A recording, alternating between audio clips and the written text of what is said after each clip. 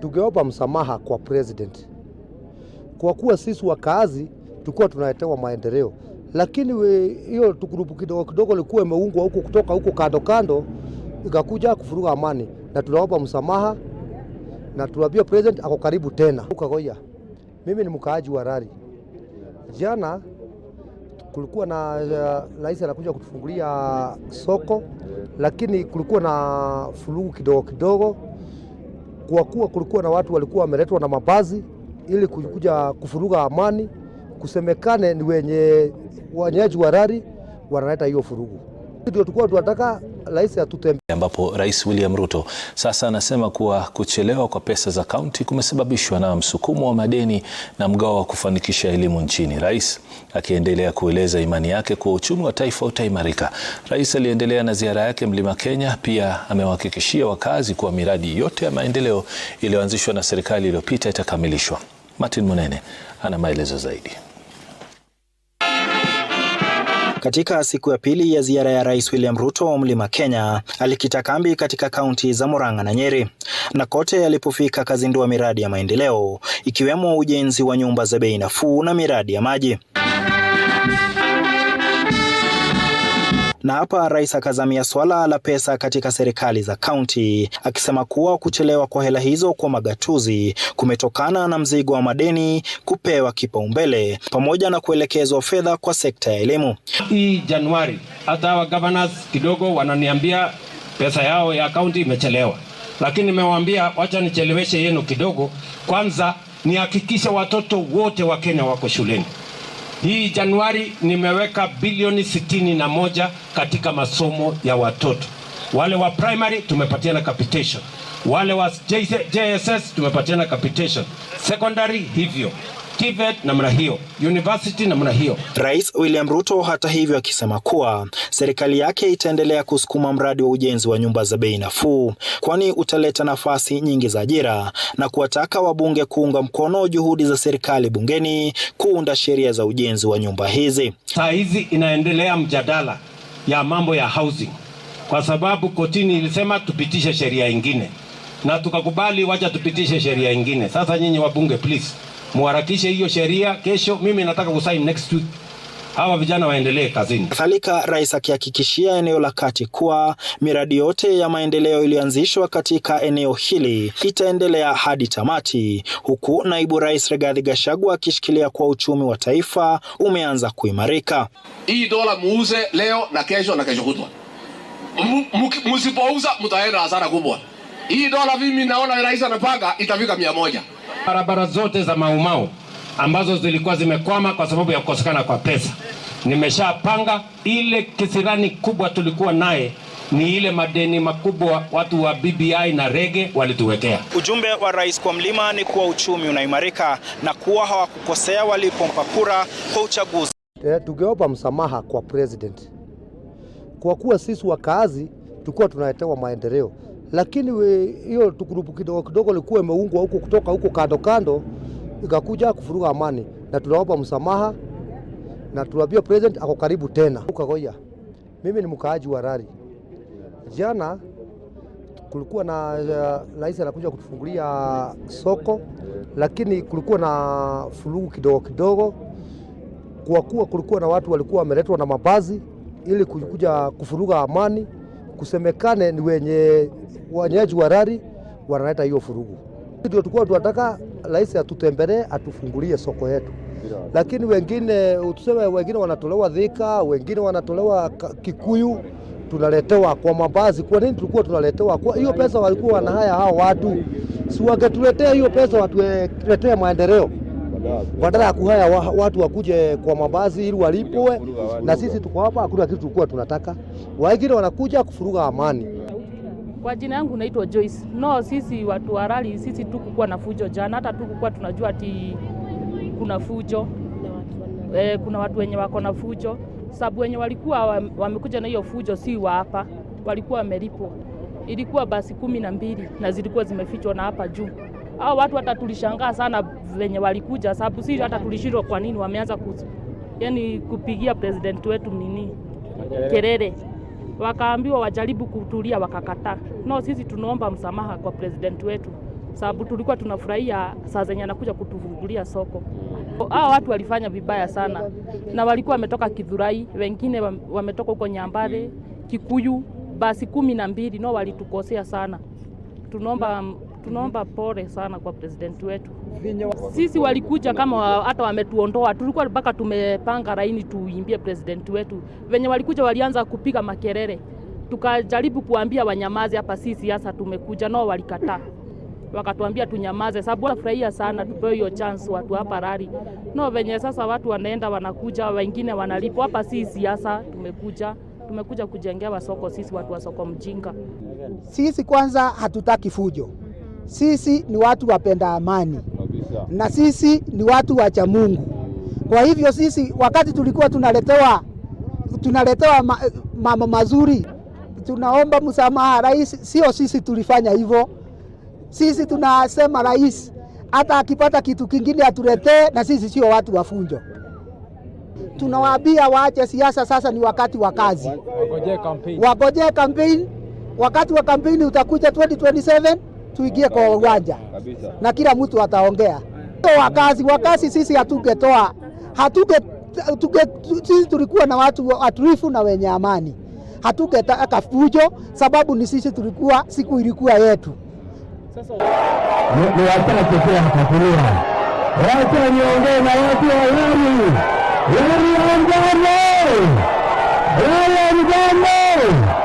Mheshimiwa Rais, mimi nakushukuru sana, sababu ile mambo yote umesema leo, unatutengenezea barabara, unanifanya chairman ya barabara kule Senate. Kesho tarehe 15 kulingana na wale mambo nimepitisha, ninatuma shilingi bilioni 1 zinafanya kazi hapa Kiambu. Kwa hivyo na gavana, pesa nimeleta tukiwa na rais, kwa hiyo wanaizi kazi. Watu lazima wafanyie kazi, lazima kazi ifanywe. Na nikianza kupanga hivi, 2027 ndipo mbango. Kazi itafanywa kwa kikoba teki, taraja sana. Teki wakiliyo mmoja. Ile tuwaja sawa, tuwaja sawa. Na Excellency, unajua juzi mimi nilikuwa nje na nikarudi. Kwa wakati huu mbele yako nimesema ndio maneno irudi vizuri. Siku gani mimi ndio nitapinga gavana wa Matangi hapa Kiambu County. Mimi ndio nitapinga gavana wa Matangi hapa Kiambu. Mimi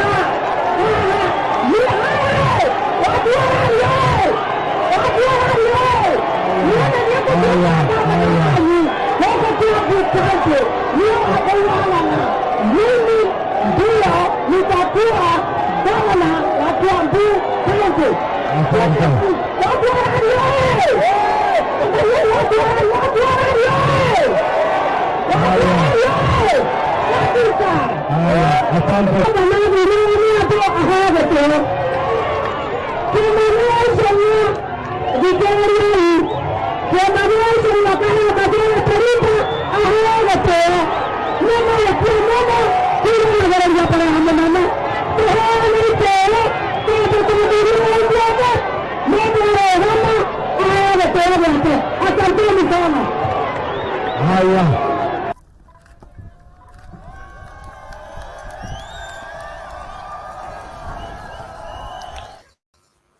Thank you, General.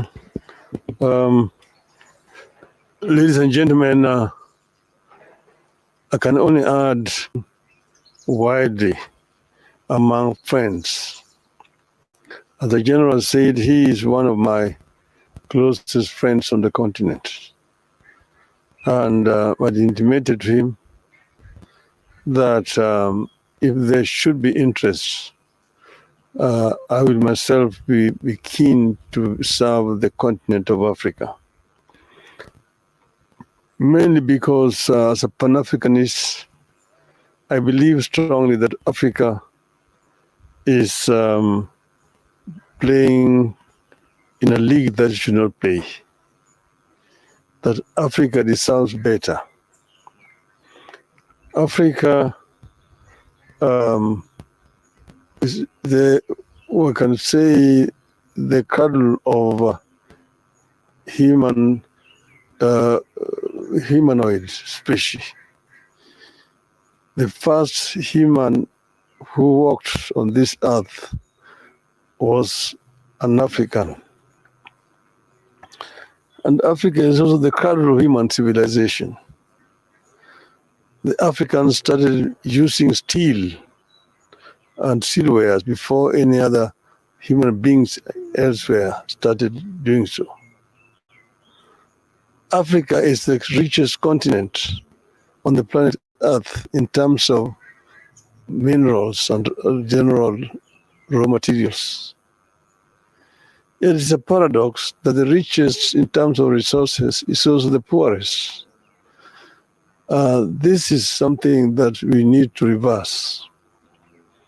And it can only be reversed if we as a continent marshal all our resources for the faster socio-economic growth of our continent.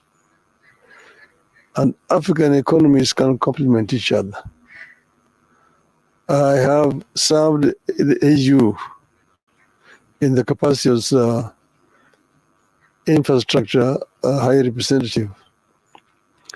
That position gave me a good advantage to be able to learn about each and every African continent, country, what they have, the comparative advantages, and so on. And I believe that working together with all these countries, we can be able to emancipate Africa. There is right now brain drain out of our continent. It is also actually appalling to see young African people drowning in the Mediterranean in search of greener pastures out of the continent. This is something that can also be reversed. Those are the ones that can get to the Mediterranean. Some perish on the Sahara. So before they get to the Mediterranean, but all the same, the fact is that they end up all dying. It's a tragedy that ought to be reversed. And because of all these considerations that I am inclined to accept the challenge, should the leadership of Africa want my services, I am ready and offer myself to be of service to this continent. And I've asked my friend to continue to be a good ambassador and talk to other people elsewhere. I don't want to say much more than that. And welcome back to this U.S. Open office plan. Miller just lobbed a message way over Jones's head using some technical jargon. And Jones brings the heat with the perma-elastic news. You are watching Sound County Talk. And therefore today I want to make it public that I'm ready, yes, to go for the chairmanship of the African Union. Thank you. Thank you, General. Ladies and gentlemen, I can only add widely among friends. As the General said, he is one of my closest friends on the continent. And I intimated to him that if there should be interest, I will myself be keen to serve the continent of Africa. Mainly because as a Pan-Africanist, I believe strongly that Africa is playing in a league that it should not play. That Africa deserves better. Africa is we can say, the cradle of humanoid species. The first human who walked on this earth was an African. And Africa is also the cradle of human civilization. The Africans started using steel and silverware before any other human beings elsewhere started doing so. Africa is the richest continent on the planet Earth in terms of minerals and general raw materials. It is a paradox that the richest in terms of resources is also the poorest. This is something that we need to reverse. And it can only be reversed if we as a continent marshal all our resources for the faster socio-economic growth of our continent. And African economies can complement each other. I have served the AU in the capacity as infrastructure high representative. That position gave me a good advantage to be able to learn about each and every African country, what they have, their comparative advantages, and so on. And I believe that working together with all these countries, we can be able to emancipate Africa. There is right now brain drain out of our continent. It is also actually appalling to see young African people drowning in the Mediterranean in search of greener pastures out of the continent. This is something that can also be reversed. Those are the ones that can get to the Mediterranean. Some perish on the Sahara. Yeah. So before they get to the Mediterranean, but all the same, the fact is that they end up all dying. It's a tragedy that ought to be reversed. And because of all these considerations that I am inclined to accept the challenge, should the leadership of Africa want my services, I am ready and offer myself to be of service to this continent. And I've asked my friend to continue to be a good ambassador and talk to other people elsewhere. I don't want to say much more than that.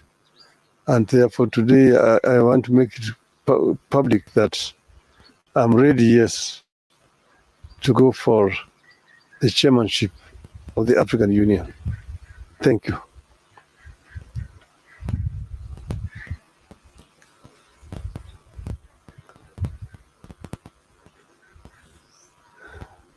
Ciao. Yeah. I can come now. Because this way. I think the beginning is to look at our situation in Africa, or in fact, start on the broadest plane. Look at the situation in the world today. The other day, somebody told me that there are 67 wars that are being fought in the world today. 67 wars. There's so much uncertainty. There's so much insecurity. There's so much instability. There's so much unpredictability in the world. And when you bring it nearer home, Africa, in all these, Africa is victimized because we get the wrong end of the stick all the time. So what can we do? I believe that one instrument that we have in Africa that we can use to our advantage at the community level, at the local level, at the national level, at the continental level, is our continental organization, the AU. And the AU, if it will serve the purpose that is meant to serve, it requires the right person at the right time. And this is a time that we in Africa, and working with the rest of the world, we need to get AU to be what it should be. They are doing what they can do, because AU got me and two, a sister and a brother, to look at the situation of Tigray and the federal government of Ethiopia. But there's a lot more that is wrong with Africa today. My own part of the continent, West Africa, is riddled with government that had not come through constitutional means, is riddled with insecurity, is riddled with poverty, unemployment, and you can say similar thing even for this part of Africa. So if in less than a year there should be a change of button,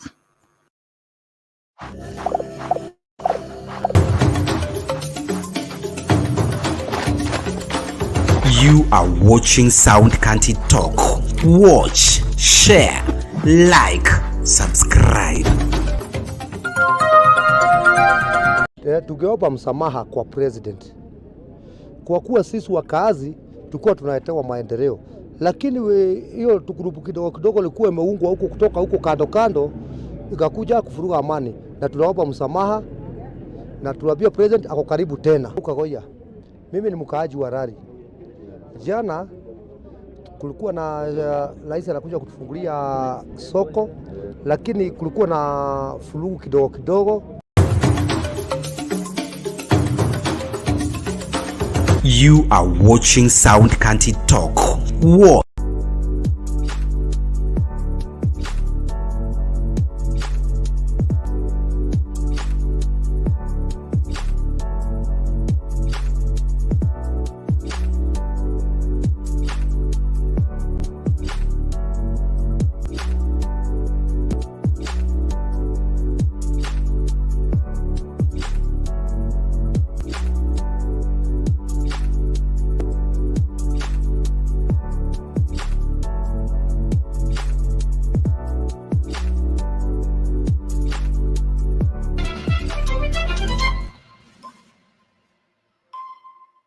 As a result of this Eurobond problem, the issue around uncertainty on exchange rate has been addressed.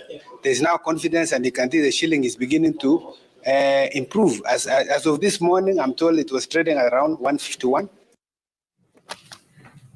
Okay, so that is Dr. Chris Kipto, who's the PS in Treasury, and he was speaking to us on that matter yesterday, our business reporter, Jimmy Mbogo. Now, so 162 to 151, he was saying that, but I think it's sort of steadied at 155. So good news, everybody's happy. The dollar is, finally coming down. I mean, the Kenya shilling is gaining ground. This is great. We have with us the only doctor on this panel. Make no mistake. For now. Am I supposed to defend the other one? No, don't even try. Dr. Abraham Rugo is the country manager for IBP Kenya. So what's happening? Well, good question. First of all, I don't think everybody's happy. Okay. Who's not happy? Yeah, if you are waiting for you've been planning for a couple of dollars, you had been told it will get to 200 and you've been waiting to sell. I think there are two things that have been happening. First of all, there was clearly that we are going to pay some between 1.5 and $2 billion, which definitely I think government didn't have that money. Despite all the confidence, we had that discussion here last year. The assurance that there is money, I didn't think there was, and therefore, I think people are sure that time will come and government will come collecting. So when it floated this Eurobond, this Tom Pay Peter kind of a deal, and then first of all they did it behind the doors, I think, which I think we need to call it out from a transparency angle, because it was only communicated when the deal had been done. I can't remember proper communication. Sometime in 2022, there were signs that will go for another Eurobond. So guys were waiting to cash in, perhaps. And of course, there's also the oil deal, which also needs to be paid for. So what is going on? My sense is that there's been a bit of panic selling, especially yesterday, when people realized so guys started releasing. I have held the view that we didn't have a dollar shortage, but that people are holding dollars, are waiting, because even the numbers, even banks, you still had about 8.6 billion in terms of deposits and the money that people are also holding out here. So now that what they were holding for will no longer materialize, so I hold it more longer. So I think there's been that kind of an assurance. It's a good thing for importers because the costs had started becoming too much. But what is of concern, and perhaps even the government needs to explain, is that fluctuation. Within hours, that fluctuation is not good to a market. Because whereas out here, when you have small money, you don't notice it. But people who are trading in big money, that fluctuation means that somebody makes a kill in a minute and another one makes a huge loss in the next. You know, there's something you're saying about, this new Eurobond, which, borrowing from Peter to pay Paul, does it not essentially kick the can down the road? So we're getting this current Eurobond, it's $1.5 billion at a rate of 9.75%. 10.3. 10.3 now, yes, at the closing. And we're settling a $2 billion bond. And what was the interest on that? 6%? 6.2 or 6.25? So, will we then find ourselves in this position again? What is it, 8 years from now? So it's you borrow here, to pay on this other side. But it would seem to me the government was sort of in a, allow me to use the phrase, mambo matatu situation, right? So you've got this debt that is falling due. So what do? Do you go to the Eurobond and get the rates there? Or do you go to IMF, which is more concessionary in terms of the interest rates? However, there is also many of the other funding commitments, that they require of us simply because the terms are more concessional, right, than this commercial enterprise that we've engaged in with Eurobond. A lot of the things that they're asking us to do, to guarantee that we'll be able to pay, fiscal mobilization, consolidation, and that sort of thing. And then either that or the third option is borrowing domestically. And we've seen those bonds that have been floating at really high rates. I mean, I think the latest one is pretty high. They just closed the other day. And so here we are, but it would seem like, it's borrow here, pay here, and these were the options. So do they go to the IMF, which has some very serious conditionalities? I mean, I think those, also other commitments we're hearing about, certain taxes here and there. I think there's something about a motor vehicle circulation tax and, many other things. But I think it's also interesting when you have the dollar at that lower rate, which makes it a lot easier for the government to now pay its commitments, which are dollar denominated. Sam? That's interesting. I was hoping that's a question for Dr. Ruto. Well, it's not a question. It's you pass it on. You can pass it on to the real doctor. That's right. Sam has been crunching numbers the whole day, so I think. Yes. I was just thinking about what he said about it may not mean anything for the Kenya shilling to gain against the dollar if you have some little stock of US dollar. Assuming you have $1 million in a bank and the dollar has lost about 9 units, 162 to 151, assuming we take the figure of PS Kipto. Those are 9 units. So 9 times a million, that's 9 billion shillings you've lost in about 5 days. So it is significant to think about that. But then again, if you look at even the Eurobond and how it's coming in, it is that conversation that they're looking at. And like you said, so when did it settle? Because I recall towards the end of last year, there was what the president said, that in his estimation, we're just about to pay some $300 million by December, which he equated to 500 billion shillings. Well, of course, there's a mistake there. But then that was not done. Instead, what was done is a payment of the interest that was falling due by December 2023. And obviously, there's still an amount of interest that is yet to be paid for the Eurobond of $2 billion. And then thereafter, the very heavy payout of $2 billion. And looking at the government going to the market and getting some $1.5 billion. Of course, there's a difference because of the discount. The question that has been ongoing is, so where does the balance come from? I don't know if you have thoughts about that. Because the Eurobond is $2 billion. This is 1.45 or thereabout that has come in. Good question. I think it's important, first of all, to clarify that we don't have a Eurobond. We have Eurobonds. There are many. 5. This is the 5th, this is the 5th Eurobonds. How do they look like? So, where do we start? 2014. Thereabout, Kenya becomes a lower middle income country and therefore no longer is poor. It's no longer a poor country, so cannot access some certain concessionary bilateral arrangements and multilateral arrangements also. And therefore, Kenya now starts looking, and then around the same time, Kenya has squeezed out the domestic borrowing. And there's a clear appreciation that if Vision 2030 is to be achieved, then we have to free money for private sector. And that's why now we float the first. We go back. We go to the first. The first debate of a Eurobond. We get the Eurobond in two, 3 tranches. I may say. First of all, we actually went and sought $1.5 billion. That's the amount that we actually sourced. Then there was a tap sale, which was an additional amount. So this one was for 10 years. Just to clarify. Then there was a 500 million, which was for 5 years, according to the reports that we've looked at. This is principal. So this is the amount of money you go and borrow. So assuming you come and ask money for me, you say I need 15,000 shillings. I tell you first, I give you 10,000. You will pay in 10 years or 10 months, 10 days. Then I give you another 5K. And then on top of that 5K, there was another 250,000. 250 million. So in actual sense, the total amount comes to just about 2 point something. Now, in our records, according to the National Treasury, somewhere around 2018, 2019, we actually did pay a principal of $500 million. So that, if you do that math in that way, at principal level, then we definitely have paid the first 500 million. And the Auditor General, just to give some context to this, actually did investigate these Eurobonds, the 2 of them, because as you know, there was a lot of things that were not clear about how much exactly did we get? How much, where did the money go? And there's a whole record, there's a whole report that was submitted to Parliament, whether it was You remember debated. when they said it went into budgetary support?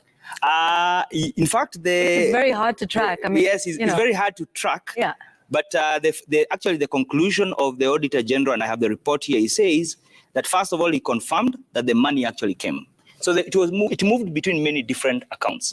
Of interest is that of this $2 billion, about 604 million paid another loan, a syndicate, a syndicated loan by the one we had taken before. The attorney so the money never quite came here. It moved to the JP Morgan bank account of the government of Kenya, in New York, and then went. You remember AG Githu Muigai said that we had to pay that syndicated loan because we needed to improve our standings in the international market.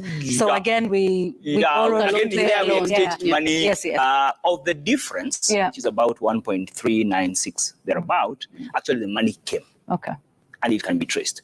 What was interesting about the AG's report is that it talks about some 725 million was spent outside the IFMI system, and it's listed, and that most of that money could not be traced to any specific project. In fact, his recommendation, the last recommendation, therefore recommends a noted the utilization of the proceeds of Eurobond could not be traced to specific development projects. The National Treasury explained that these funds were fungible. In other words, could be used for anything. In other words, you borrowed to start a business, but you paid rent. Kuna maswali itaulizwa. After all, I'm the one who... But why that kind of context? Because it is important for us to appreciate that beyond the amount we are... So, first of all, the $1.5 million is within the numbers we are talking about in terms of a principal payment, because we can trace a figure of about 500. So the initial one, and of course the 250 also. But there is also, of course, the interest rate that he's talking about. So that 1.5 is what then is supposed to exchange hands. I don't even think it needs to come. It's going to be coming to the CBK account. I've seen some people try to justify that that's what caused the mess yesterday, because a lot of money flooded the market. So that's the context in the kind of monies that we are paying. Just a moment, Dr. Rugo, because I would like you to attend to some basics. Yes. Because when it comes to Euro bonds and borrowing, the general perception, which is not too far from reality, is that the debt space is not very accountable, especially when it comes to the public. Just explain, for example, you borrow 1.5 billion USD from out there. How does it flow to Treasury? What is it? What process does it follow? Good. So, so every borrowing that we do is broken into two parts. So there's what we call domestic borrowing, and there's what we call external borrowing. In both context, I mean, in the external, we have what we call the multilaterals, the World Banks, the IMFs, government of China, and all those guys. Then we have commercial guys, just the same way we buy CSD through the CSD door here with the CBK. That's commercial because you bid, like the guys who bid, and we can discuss about that infrastructure board because it's also interesting how you go and to look for 70 billion, but you accept 240 billion. That's a story for another day. When you're doing that, you actually you engage, I don't want to call them brokers, but basically you engage people to help facilitate that process, to arrange the facility. This was Citibank that was organizing this. So you open a bank account offshore. In this case, in the case of Kenya, we opened an account with JP Morgan Bank. JP Morgan Bank. So all the proceeds moved to that account bank. From there, then from there moves then to the exchequer. In the case of the Eurobond, the money moved from the JP Morgan Bank, then moved to the Federal Reserve Bank of New York, and then now moved to the Central Bank of. So it's supposed to be almost like the person collecting the money and organizing the facility. Once all the money is in, then transfers based on the instructions that you have given. And here you even see credit lines when the money was actually transferred. Once it gets here, the expectation is that because when you are floating this bond, it's an infrastructure bond. It's against capital projects. Then you now allocate it. Of course, you can then either put it first of all you can put it in a fixed deposit if you so want. Then you earn something because CBK, the central bank, as your and then now you go to the activities that it was supposed to be spent for. It was supposed to build a road from Nyakach to this other place. So essentially, Dr. Rugo, we borrow for development. We borrow. That's what we should. You're not supposed to be borrowing to pay. That's what we should be borrowing for. That's what we should be borrowing for. But as you can see, we are not necessarily borrowing for that development unless you're trying to explain that actually the loan we are offsetting was also for development, which becomes an interesting discussion because also, you see, when we are borrowing even as a country, you're borrowing to invest in a project. So for instance, you're building a road that will give you returns on that investment so that you're able to pay back. Right. So what basically we are saying, you borrowed this $2 billion or 2.250 because there's a tap sale, as I've said, I have an extra 250 on top. But now the time for paying has come. Whatever you invested in, it's not should be the one that pays that back. And in this case, perhaps doesn't exist. Dr. Rugo, because doesn't exist. You're yet to get to. I'm trying to see where the leakage in the pipe is, in the pipeline. You explained how it flowed, and at some point you spoke of some, is it 600 million? Yeah, that was spent outside IFMIS. 725 to be precise, right? Billion, yes. Billion that was spent outside the system, yes. There's no accountability. How does that happen? So, good question. First of all, I think it's important to say that all this borrowing is public borrowing that is done in the name of public trust. That's why it's a sovereign bond. And countries like Mozambique, there was a very serious case as to whether the country should actually pay something that was taken in the name of the people, but was not spent on the people. For the people. Senator Okiya has brought the same argument here. Yes. No, definitely. No. And that's the basis of, can't pay, won't pay, kind of argument. But this is money that was spent by different departments, which is what the queries. Actually, that's what raised the questions of where did this money actually go? What exactly was it spent on? And therefore, it's not a misnomer, it's actually wrong, because all monies, according to the public finance structure that we have in this country, is that it's supposed to first of all go to the consolidated fund. Yeah. And then from there, with the authority of Parliament, by Parliament approving a budget, and then now with the administrative responsibility of the control of budget. Remember, at this point, we have a control of budget in office. Yes. So we have an office of the Auditor General, and we have an office of the Controller of budget. And those are the questions that remain unanswered. Even as we rush to pay, they remain unanswered. But remember, in the eyes of the people who lent us this money, those are discussions. These are internal. These are our own discussion, and therefore, and that's where the pain is. That now you're paying so much, yet you cannot trace it to something specific, that was done with this money. And after that, we also have borrowed, because after 2014, we borrowed another Eurobond in 2018 of 1 billion. Yes. In 2019, we borrowed one of 900,000, another one of 1.2 billion. In 2021, we borrowed another billion, and also in 2018, actually there were two. I think there were two of them. One at different percentage rates. Yeah. All this money is borrowed against the deficit that is approved by Parliament. We have the budget policy statement that was published, was tabled today in Parliament. Yeah. It comes with a deficit. And that deficit basically is the difference between how much we expect to get in revenue and how much we are planning to spend. Yeah. In other words, at the point of this borrowing, there was an authority to borrow. Yeah.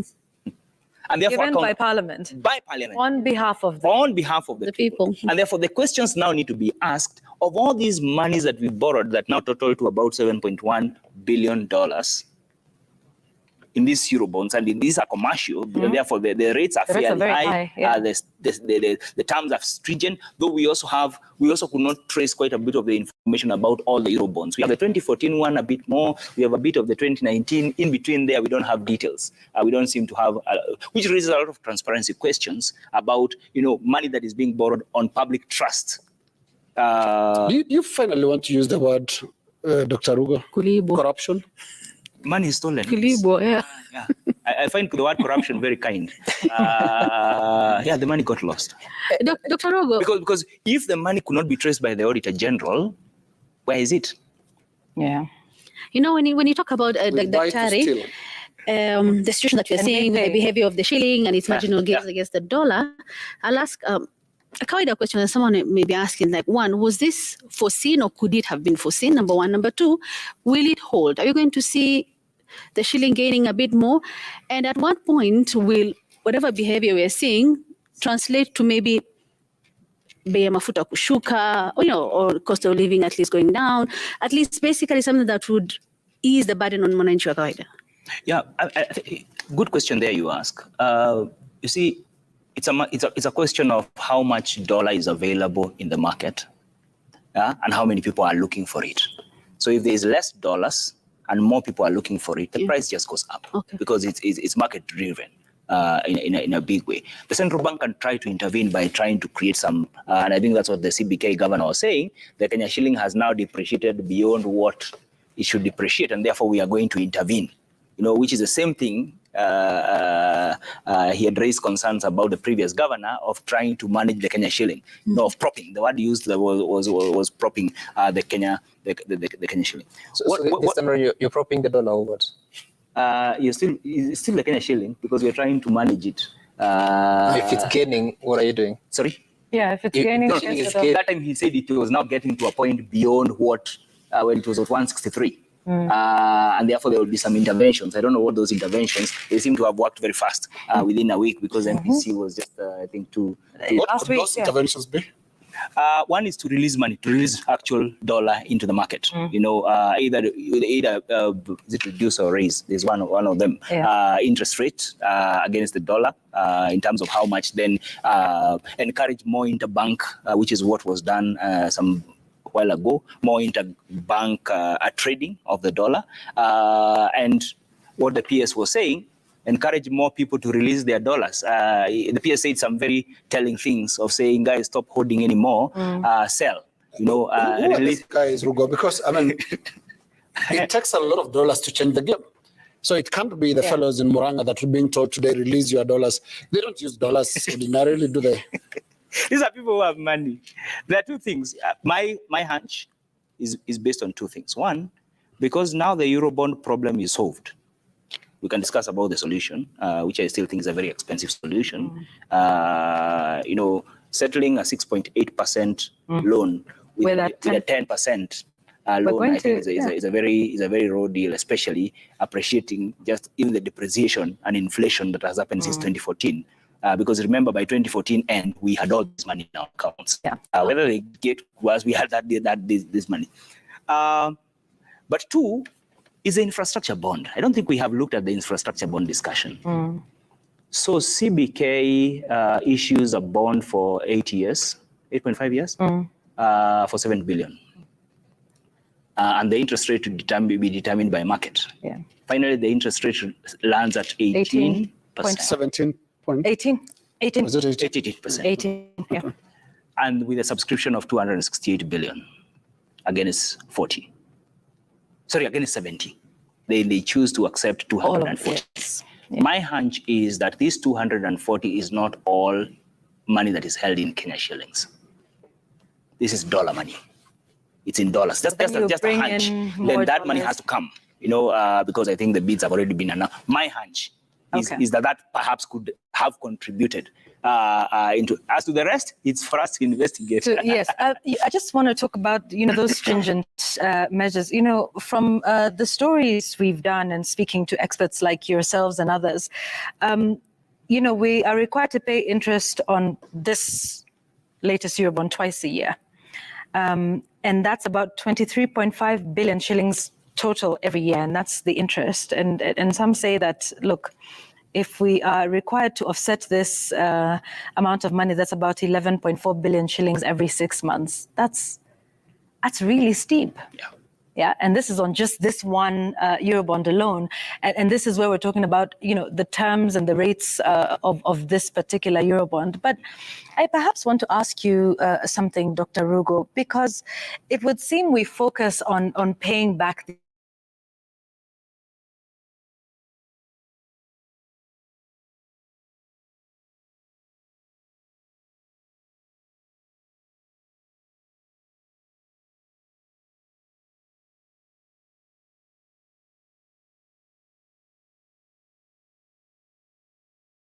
austerity, back in September 2022, right after he took office. In fact, remember, he asked Treasury to find ways and cut about 300 billion shillings from government spending.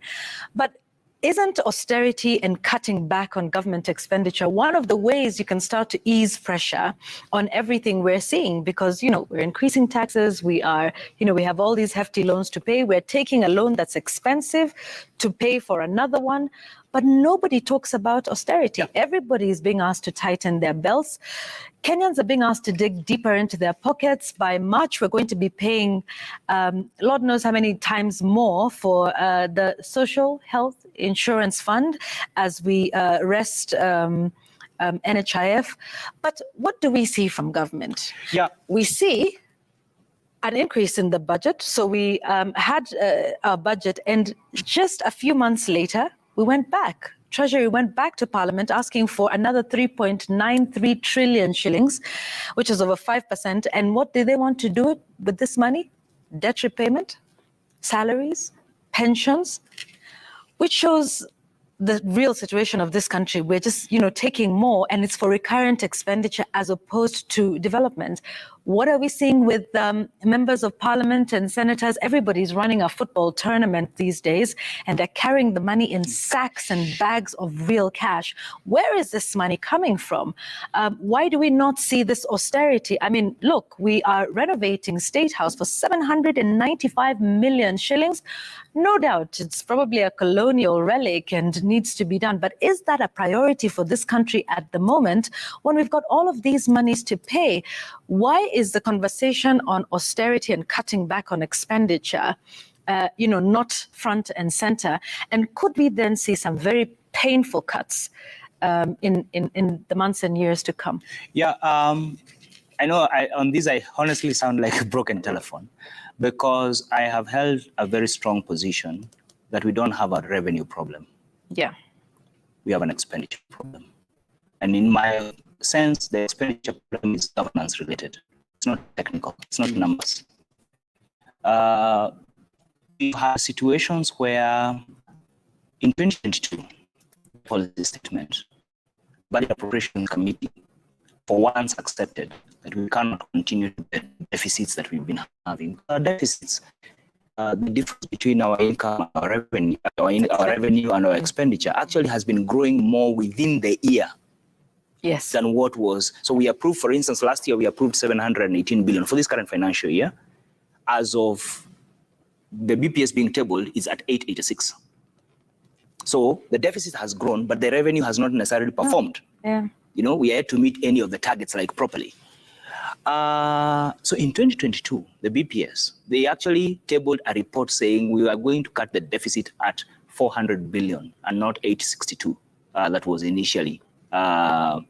I was elated because I said, finally, somebody has set a ceiling. Because what happens is that, and I said this on Monday, that once you set the ceiling, even here at work, where I work, once we set a ceiling of how much you will spend on something, you do reverse engineering. Everybody goes back and works against that particular ceiling.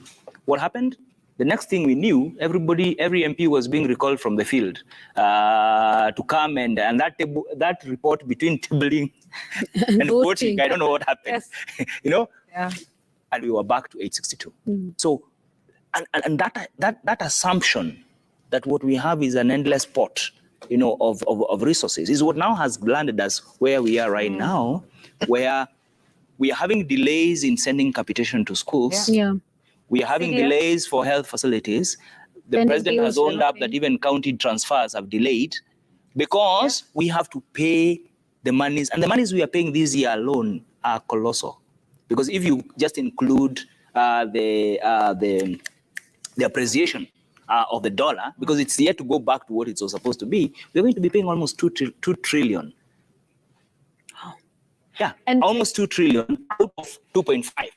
Of collection. So basically, it means you're almost paying 200 shillings, settling your debts, and you have an income of 250. So I think it's time, and this is speaking straight into Parliament because they're discussing the budget policy statement, which is a document that basically sets those ceilings, to now call it as it is. But what does the future look like? And here I carry bad news. The next 2 years, this year and next year, there's still going to be more pain because we have a lot of payments to make. By procuring this Euro bond, and remember, it does not solve all our problems. And with the kind of appetite that the infrastructure bond has shown, because I expected government to say, yeah, you're giving us 268, but we are 170. Sorry, so guys. We're only going to take what we we're going to take what we wanted. Yeah. Oh, but you're offering so much more. 3 times more. Oh, you know, let's have it. Take the money, right? But who's going to pay it back? It's us. It's us as Kenyans. So I feel that that's going to be a painful option unless we deliberately. And you see, austerity does not mean that you have to stop all the essential services. As you're saying, there are many projects that can be faced, that can be delayed. There's no reason why everything has to be done now. Yeah. You know, and because I think there's a thing we keep telling children: want all gets nothing. Yeah. It's something around that. Because now the cost is becoming very high, and remember, for Kenyans, and this is the important thing, for majority of Kenyans, if not all, income levels have not changed. Incomes are the same level, but costs have actually gone up. So I mean, calling it as it is, and we we submitting to Parliament, calling each of them if possible. It's time to actually call it and say, guys, let's rein in our deficit. And that's the thing. You don't even see some specific examples that the government can illustrate that we have cut spending here.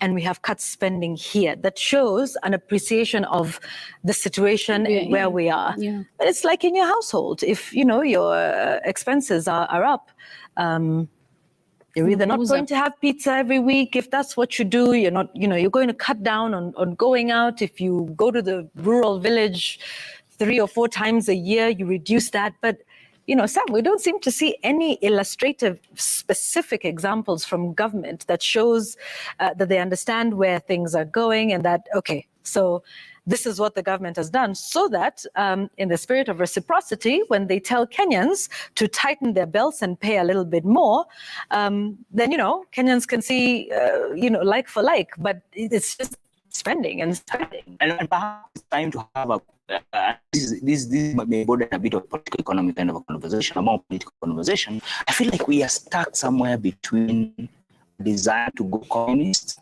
where government provides everything for everyone, and a social democracy, the Scandinavian type, where you charge taxes, but you provide services. Yes. But then there's a missing piece there that we are not focusing on. There's also a very strong rule of law. Yeah. No, I think, let me allow me to push back on this one, because I think Dr. Rugo is overthinking and also overrating our environment. We are not caught between ideologies, not at all. We are caught between managing a modern economy and sustaining primitive greed, very primitive. I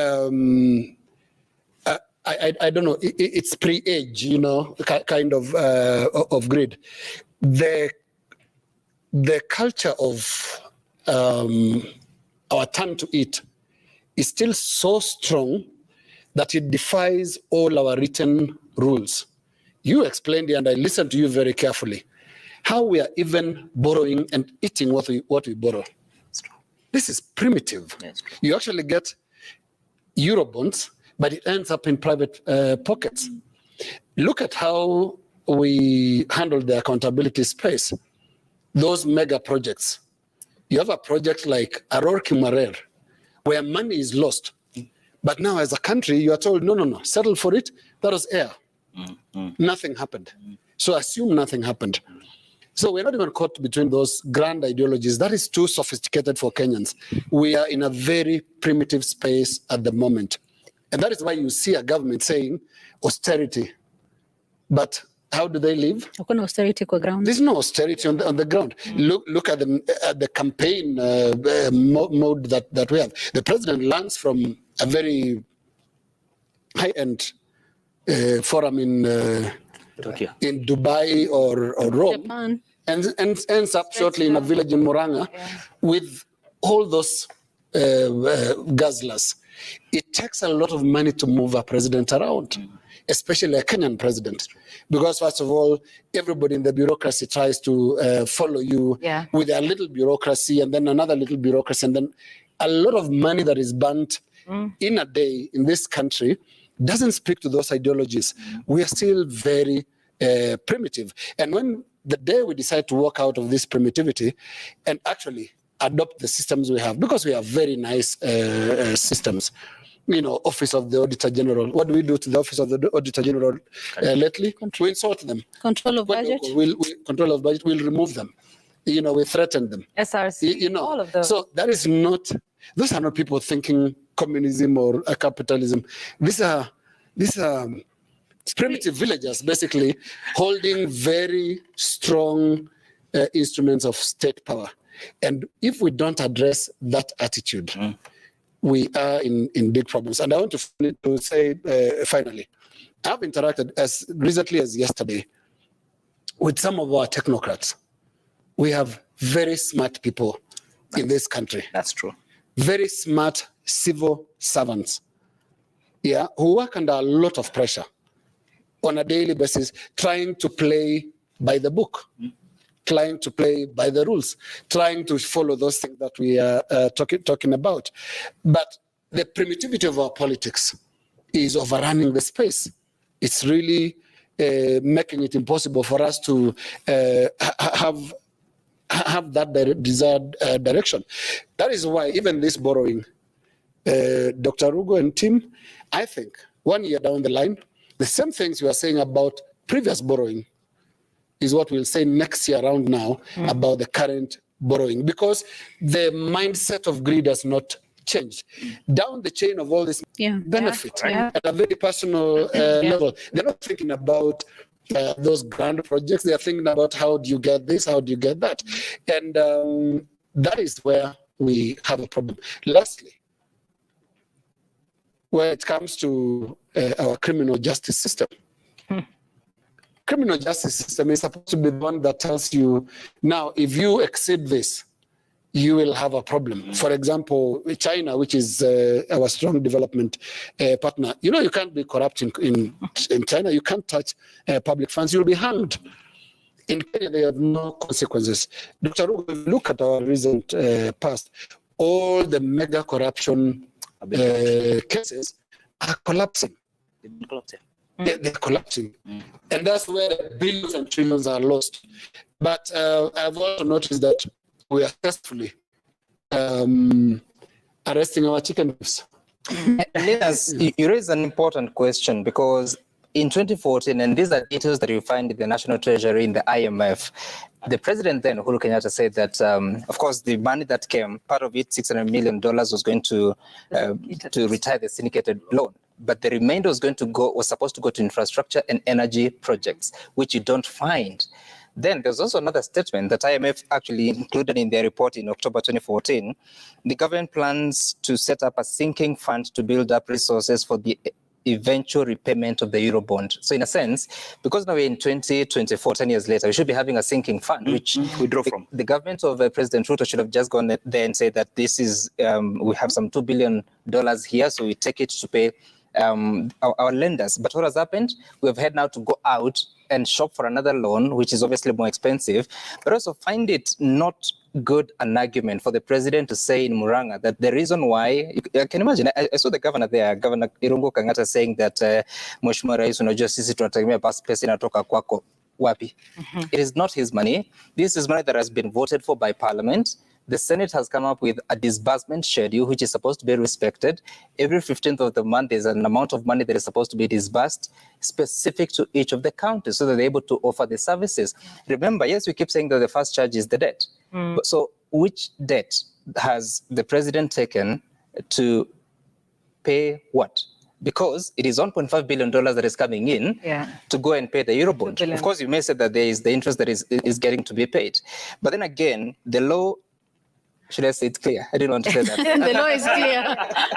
That once you collect revenue, it is supposed to be shared between the national government and the county government. Yes. It does not say that it's supposed to be sent to schools first before counties, which is the explanation he's giving. So there's supposed to have been Money has come in, give the countries their due because they're supposed to be serving their citizens with the resources that have been collected from the same citizens. So this is not money for the national government. So if we do not correct that, then we still remain in these challenges that we keep talking about here. So moving on, of course, the signs are not very good. We are looking at a situation whereby, including the calculations that are doing here, seeing the schedule of repayments, the principal amounts from today going on until about 2034. Every single year there's a repayment, a principal repayment, and you're not even talking about the interest that has to be paid. And just one last case example that I will borrow from Data Point tonight. We took 174 billion Kenya shillings in 2014. That was $2 billion US. The conversion, of course, because of what has happened to Forex, today is 310 billion shillings. The interest that we have paid on average, if you have to use the annual averages of interest rates that we've done, is about 155 billion shillings. So we took 174 billion shillings, which we do not know where it went to, but you're paying back as 465 billion shillings. That is how many times? Close to 3 times. 3 times, yeah. And you're talking about we'll be paying every year until 2030 something. Yeah. Who says we are stopping the borrowing now? We'll probably continue borrowing. Because as Dr. said, you are offered a particular amount of money. You need a particular amount of money, but you're borrowing more just because it's available. And would they get to a point where we'll be unable to completely pay? And don't we learn from mistakes of other countries where they've been unable to pay, and what that has done to their society, what has that done to the economy? If what Linus is saying, primitive greed, is how we are running things as a country, I think we should be very, very, very, very worried. Yeah. I completely, and I think we cannot, first of all, we cannot stop pushing because this is our country. We are here to help build our country. I think that's something that I keep reminding myself. And Linus, your observation is correct, though we may need a definition of primitive, because if you go back to the primitive times, whatever you call them in all societies, there was very good order. Because if you ate beyond what you needed, you will not survive tomorrow. No. So you needed to share with your neighbors. In fact, there was no fridge and all those other things. So if you don't share with your neighbor, you chocolate arabika. That's right. But having said that, my thinking is that it's time to create sufficient pressure on the political actors. There has to be a cost for running with public trust. Because what you're seeing, and why has it been very difficult to cut these projects, is because almost kila project iko na mwenyewe. Yeah. You touch this, hey, young man, stop. You touch this, no, this one cannot be delayed. This one must start today. It's time to ask ourselves, how do we rationalize our expenditure? Do you need the women MP for the county to have a fund, the senator to have a fund, the MP to have a fund, MCAs. the MCAs to have a fund, and the governor to still have a fund, and all other aspiring guys also have their bursary funds because they need to be seen by the people. Yeah. And the peer. And the peer has a kitty, to manage guys. And the campaign team takes the tenders. Yes, and the campaign. So that then, are we being fair? Yeah. To assuming self-interest is the only thing that drives us. Yeah. Shouldn't we care then that there is more production?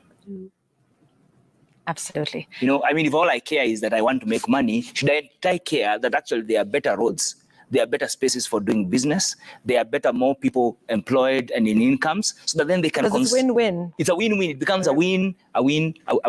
But allow me to say... I just want that to be your final thought. Yes, my final Yes. thought. My final thought is that we are at a pivotal opportunity to make drastic decisions.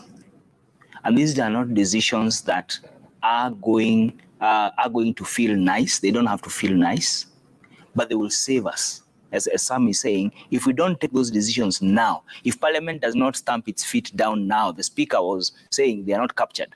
Let them show that they are actually not captured by saying we cannot spend past here in the coming years, and we must prioritize certain things because our education sector pains me. Can you allocate we? Who is we? Sorry? Who is the we that you're talking to?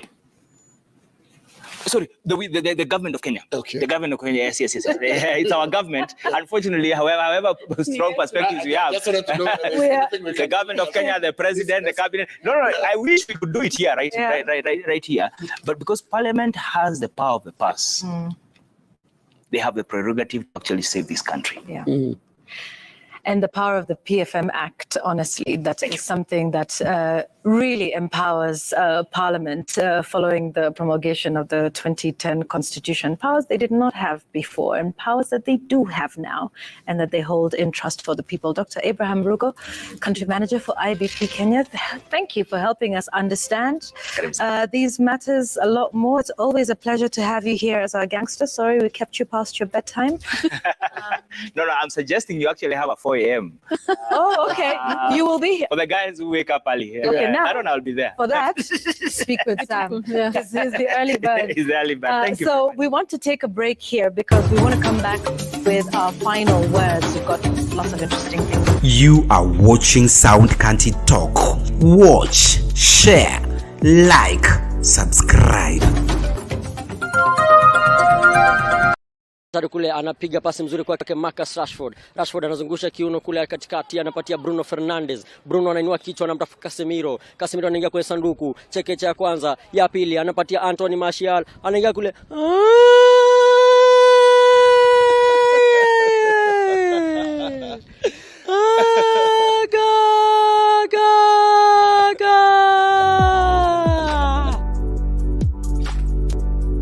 Ya Ruto.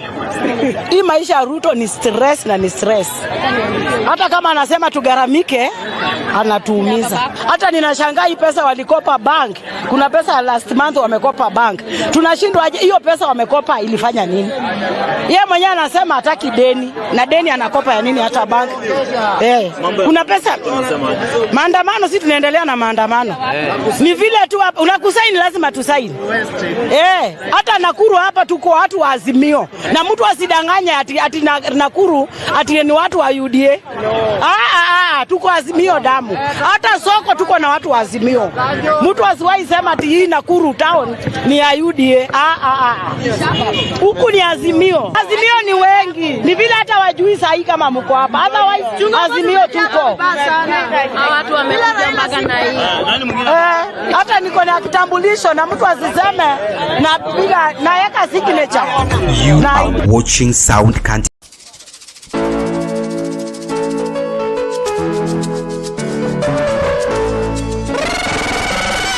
Alright, barabara. Asante sana tunakuchukulia za picha reto design kama hii.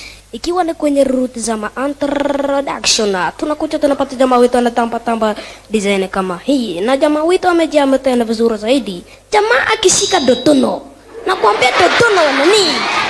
Dotono nani? Makusha. Atakuona wa design au jaiona. Gigi.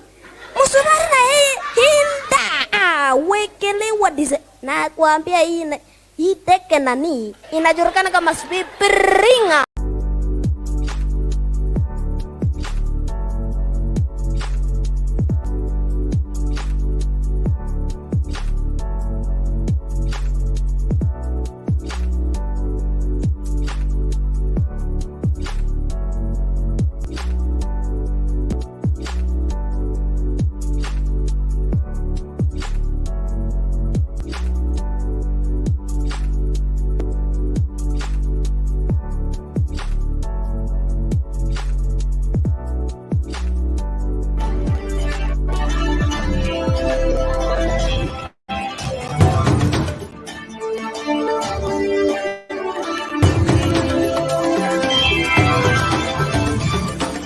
You are watching.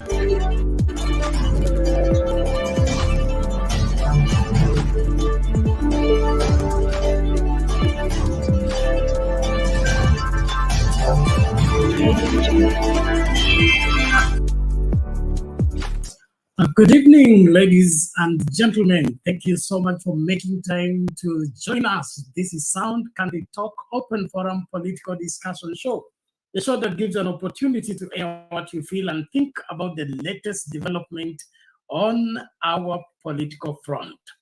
Well, everyone has been wondering what is happening, and with the propping of Raila Odinga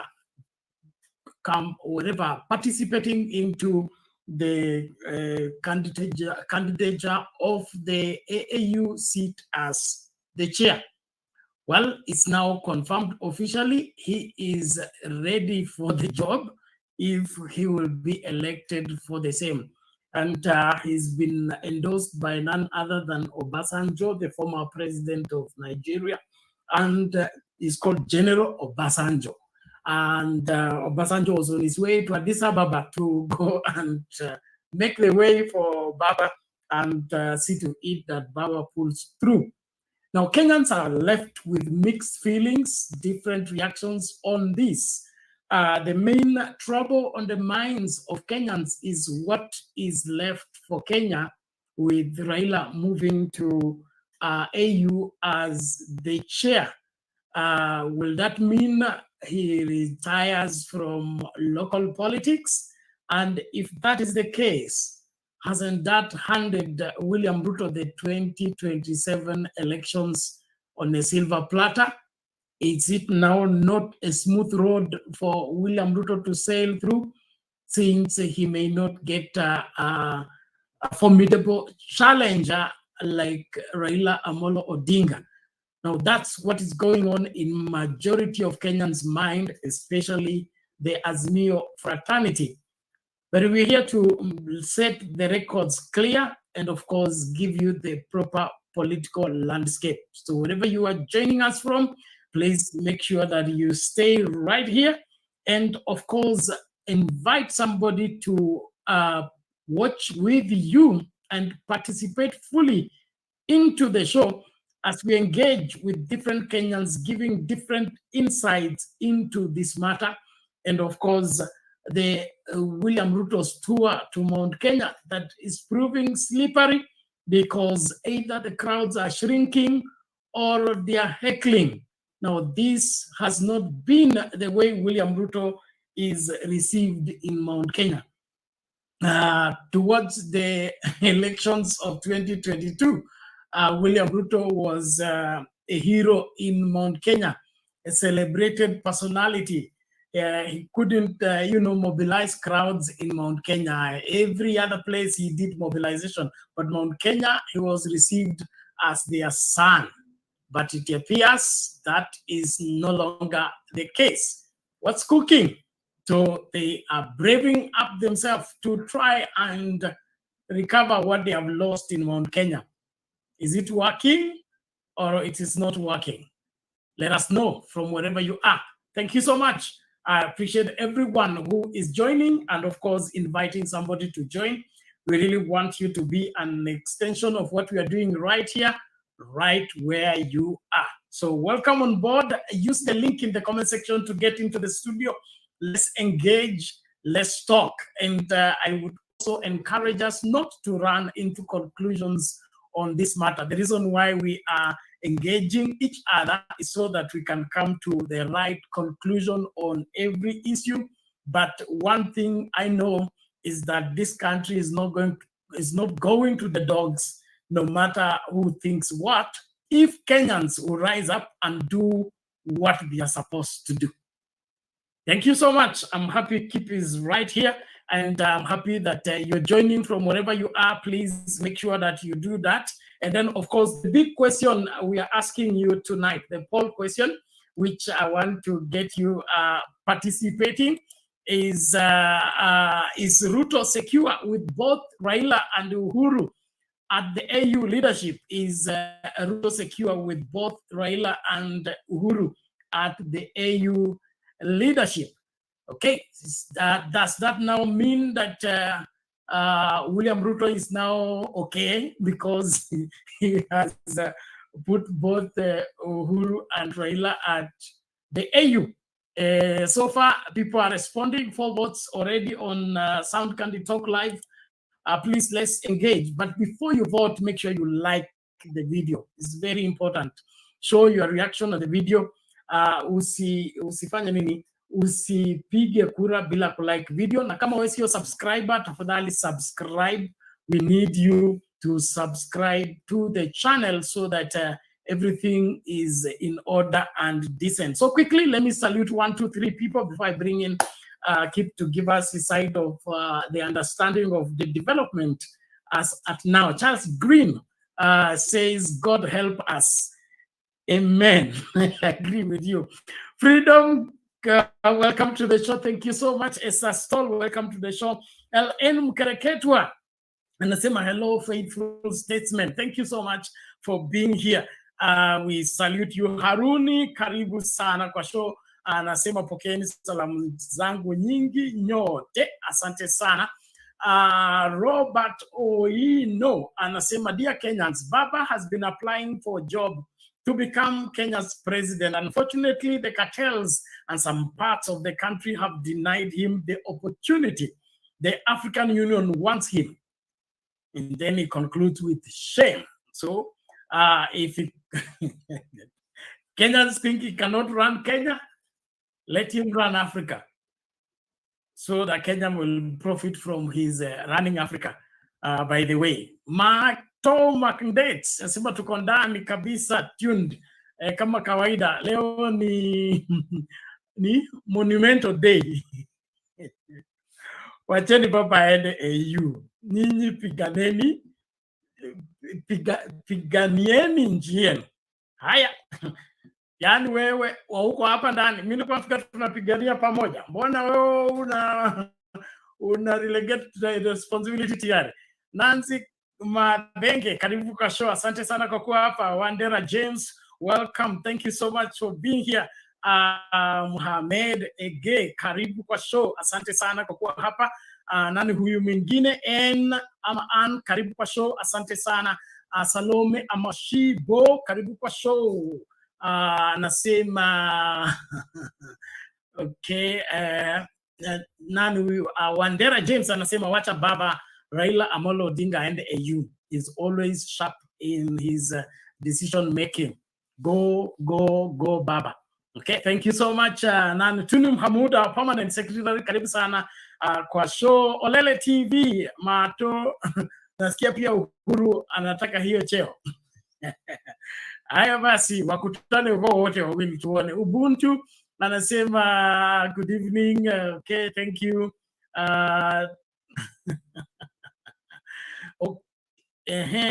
Reporting about last night, we had okay, we will handle that. Thank you so much. Nisifungie mtu yeyote. And air conditioning, it is sad that Baba will not be in politics again. Baba will be in politics. Who tells you he will not be? Achana hiyo maneno. Baba will always be here for us as long as God gives him breath. And of course, he will not abandon us. We are Henry Posira anasema we finished. Is it we are finished or we finished? Whichever the case. Rachel Kishaga anasema hoi karibu. Kuna Jiro Koshe karibu, kuna Bana alafu Gitonga. Baba aende AU hata akiitwa aende AU hata akiitwa EU pia aende, cause wa Kenya tumekuwa wajinga. Haya basi, Gitonga ndio huyo ameamua hivyo. Basi nashukuru kila mmoja, naomba tafadhali tuanze kwa pamoja. Naona mama yetu pia yuko hapa. Leo lazima tuangalie masuala haya kwa kina.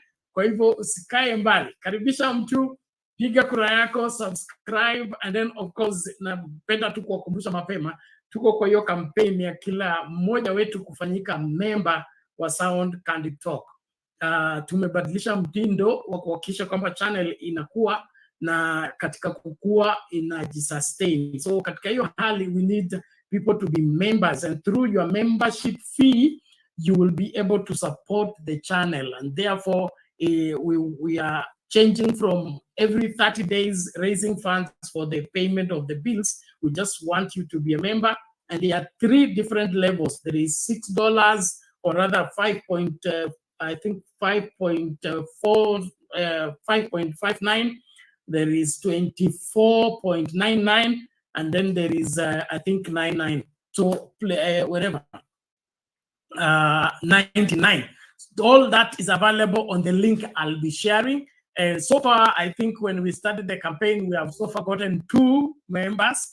And congratulations to those members. We really appreciate you. Please, I want us to grow that membership. We are at 26. We must get to 100 before the month of March is here. So please, kama hujakuwa member, hakikisha unakuwa member. Asante sana. So utapatia mama kwanza, watoto watakula baadaye. Mami, habari ya leo? Salama sana Bernard. Nasalamia kila mtu. Call time is the right time. Tunataka utumwambie kwa sababu wewe ni pastor. Tumekuwa tukienda kanisa na mnatuambia call time is the right time. So, hiyo call time is the right time is call time to the right time of Baba Raila Odinga. He has been patient. Amevumilia. Tumemuita all sorts of names. Achakasirika, amesimama na sisi. Nashukuru Bernard kwa Wakenya wengi, wote wale wamesimama na baba, na wote wale wanaona hiyo siku imefika. Nataka kusema hivi Bernard. Kuna tajiri Kenya, aliandika Watchman, anaitwa Baba Raila Odinga. Amelala nje kwa baridi Bernard, na sisi wa Kenya tunalala kwa nyumba ya mawe. Tunastarehe na watoto yetu. Kitu ikitokea, tunaita Watchman apweke na wakora wanatoroka. Bernard, Watchman amefanya kazi, sasa ametuachia Kenya. Alafu nasikia watu wanalia. Nasikia watu wanasema baba ametusaliti. Between baba kutusaliti na sisi kusaliti baba, nani amesaliti mwingine Bernard? Raila ameover presidency ya Kenya karibu 5 times. Baba anasema alishindwa moja, ile ya 97. Hiyo ingine yote Bernard amenyang'anywa. Na tunawacha baba analia, tunasema ameenda amepumzika, anarudi anakuja. Baada yeye kukuja Bernard, tunamwambia baba tuko na shida, lete maandamano. Anasema okay, nyinyi ni wa Kenya, nyinyi ni watoto yangu. Anakuja maandamano Bernard. Anatupatia maandamano. How to do it? Tuliwacha watoto kina Pepi Pendo, wale watu yote, kila siku tunaona Chenesa ikiteremuka Nyanza. All those elections, wamama wamelia. Now, tunaambia baba, na kwanza nasikia mwingine anasema Uhuru. Baba mwenyewe, msichana mzuri Bernard, anakuja kuombwa kwa baba yake Musasi. Achaenda kuolewa kujipeleka kwa mwanaume. Ni mwanaume amekuja, wasasi ya mwanaume wamekuja nyumbani kuomba kusema sisi tunataka huyu. Na Bernard wa Kenya wajue hivi, kitambo Obasanjo kukuja Kenya kusema hii term ni ya East Africa, our brothers. Na tumeangalia, hii si ile election ya Kurik, hii si ile mambo ya State House kusema ati Kenya kwanza wamesukuma baba aende. No, Obasanjo amesema to be qualified kwa hiyo kiti ya chairmanship, aidha umekuwa prime minister ama umekuwa president. Baba Raila Odinga amequalify. Ya pili, kwa roho, kwa utu, kwa mapenzi ya Afrika, Baba Raila ana qualify. Ya tatu Bernard, watu wakikuja kuongea, mapresident ya wakati huu kwa Afrika, I want you to do observation. Ni wangapi ni marafiki ya Baba Raila Odinga? Ni wangapi Baba Raila Odinga amewasaidia? Hata hiyo conflict ya Sudan, hata hizi ma conflict ingine. Those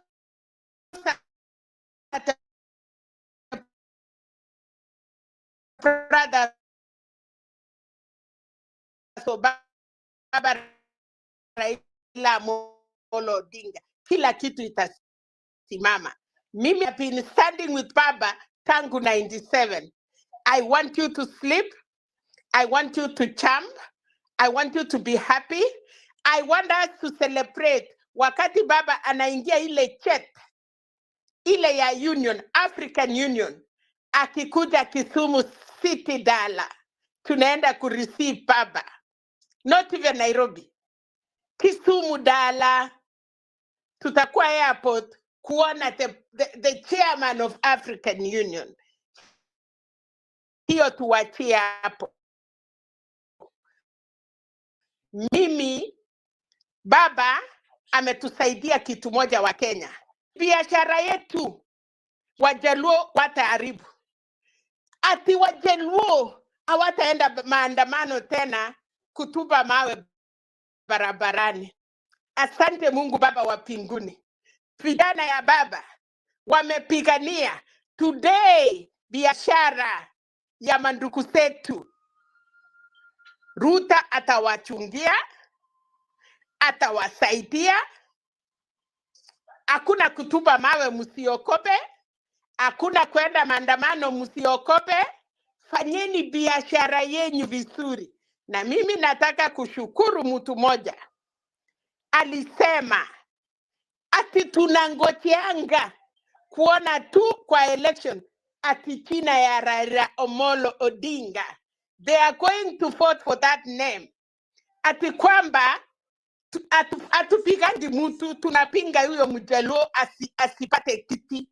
So now today 2027 China ya Raila Amolo Odinga will not be in the ballot.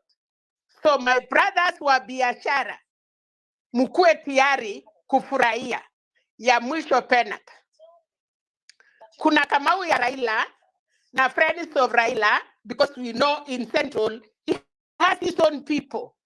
Let them come and join us and celebrate baba pamoja. Ya mwisho, Martha Karua, Kalonzo Musyoka, Obaranya, Eugene Wamalwa, Joe, kila mtu ule anataka kiti ya Azimio. We are telling you today that hakuna baba kuendorse. Mutaribu hiyo 6 million constituency ya baba kuweka pamoja. Ya mwisho penat, ya kwamba wakati baba amekuwa akilia, alikuwa anaandika barua kwa OAU, African Union, kusema haki itatendeka Kenya, which means that chairman of African Union has powers. So, leo penat, wewe ni raisi wewe ni governor ya Mandera. Kenya ni Mandera, the small continent. Baba Raila Amolo Odinga atakuwa the chairman of 54 African continent.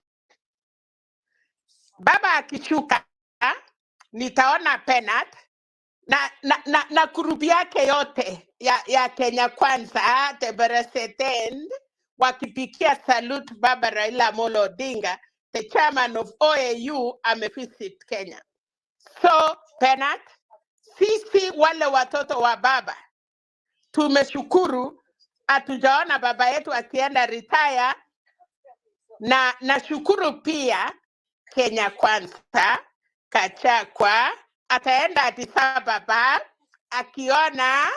akiuliza mzee akitendawili, akiuliza wapi huyo mchawi, akiuliza ile machina yote.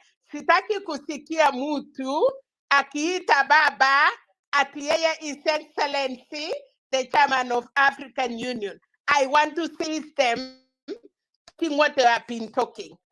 So, wale watu wanakuja kwa hii kikao, sisi wale tunakiita watoto ya baba, Azimio, let us support the call. Chana Bernard, hatukukuwa tumesikia from baba, lakini tumesikia from the source mouth. Lakini pia kama mkongwe mwanasiasa, mama ula alikaa na Moi, hata kama mnaongea, wakati Obasanjo amefika Kenya, already hakuna campaign, ilishafungwa, iliisha. Museveni amekuwa president ya Uganda 36 years. So nobody else has been president of Uganda that he can qualify. Tanzania, tuko na Kikwete, tuko na wawili watatu, Kakame the same. So the most qualified person, na ule anapenda Afrika, na ule anajua umoja. Na baba leo ametuambia, the first man to walk in the wall was a black man. The black man from Turkana. The cousin of Baba Raila Odinga. Wale tunawaita majina. So Bernard, I'm really happy today, and I would like to see everybody. I'm very disappointed, and I know Reverend Lala today atakuja akituambia court time is the right time, and I want you, Bernard, before you close, tell us why God has told us we wait until the right time comes. So anybody who oppose Raila, nataka kuuliza, hiyo chapter ya Biblia mnatuambia tungoje wakati wa Mungu ni mema. I want to hear, and I want you to ask for me, Reverend Lala, what is the meaning of court time, or the right time is now. Thank you so much for listening to me. I'm a proud African woman. I'm a proud Kenyan woman to see my Baba sitting in Addis Ababa. Thank you so much. Thank you, Mami, for a good start indeed. We salute your elaborate outlook of the whole scenario. And probably before I bring in Kip, I will just bring this in. There's a character in the Bible by the name Joseph. Okay, when he had dreams that he will be the leader of his entire family, the brothers came together and said, we will never see that happen. And they decided to sell him away so that he never becomes the leader. But at the end of the day, where he went, he became the leader, and his brothers followed him later to bow to him as the leader. They said he will never be the leader. So this world has its honor, and he's in charge of all the affairs. What I would want all Kenyans to realize is we must rise up and do what we must do to govern our country rightly. And then, of course, evil never succeeds all through. Evil has a limit to how far it can go. And when it's exhausted, whatever that is true, whatever that is lovely, whatever that is of good report, if there be any praise, if there be any virtue, think on these things. Things will work out for the good of this country or for the good of the countrymen. Asante sana. Keep karibu, hali vipi? Everything is good, as you've heard from Mama Selina. We should be very happy. I don't know if it's me who has a bad network or Bernard. Let me see if I can see everyone else. How many mimi nina network mbaya? Bernard, can you hear me?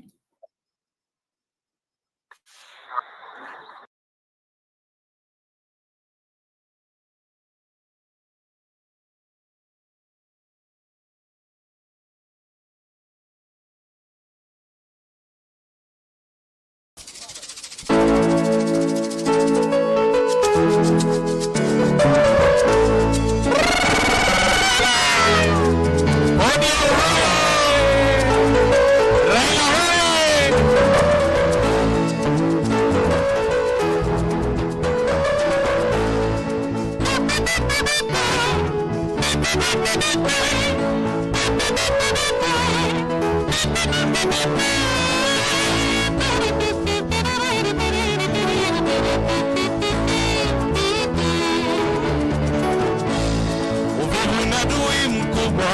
ujenzi wa taifa. Nani ndicho kiini hasa kisababisha chonda? Ewe ndugu yangu we, amka kumekucha. Wataje mbona panga, twende shamba. Hata wewe mwanangu, amka kumekucha. Kwani hizi ndizo saa za kwenda shule. Hata wewe mnaro, amka kumekucha. Kwani hizi ndizo saa za kwenda kazi. Kiongozi Raila, amka kumekucha. Kwani hizi ndizo saa za kwenda kazi. Hata wewe amka kumekucha. Kwani hizi ndizo saa za kwenda kazi. Hata wewe aposoma, amka kumekucha. Kwani hizi ndizo saa za kwenda kazi. Hata wewe mnaro, amka kumekucha. Kwani hizi ndizo saa za kwenda kazi. Hata wewe Flora, amka kumekucha. Kwani hizi ndizo saa za kwenda kazi mama. Hata wewe Oparanya, amka kumekucha. Kwani hizi ndizo saa za kwenda kazi. Hata wewe Mngaro, amka kumekucha. Kwani hizi ndizo saa za kwenda kazi. Stila Mazayo, amka kumekucha.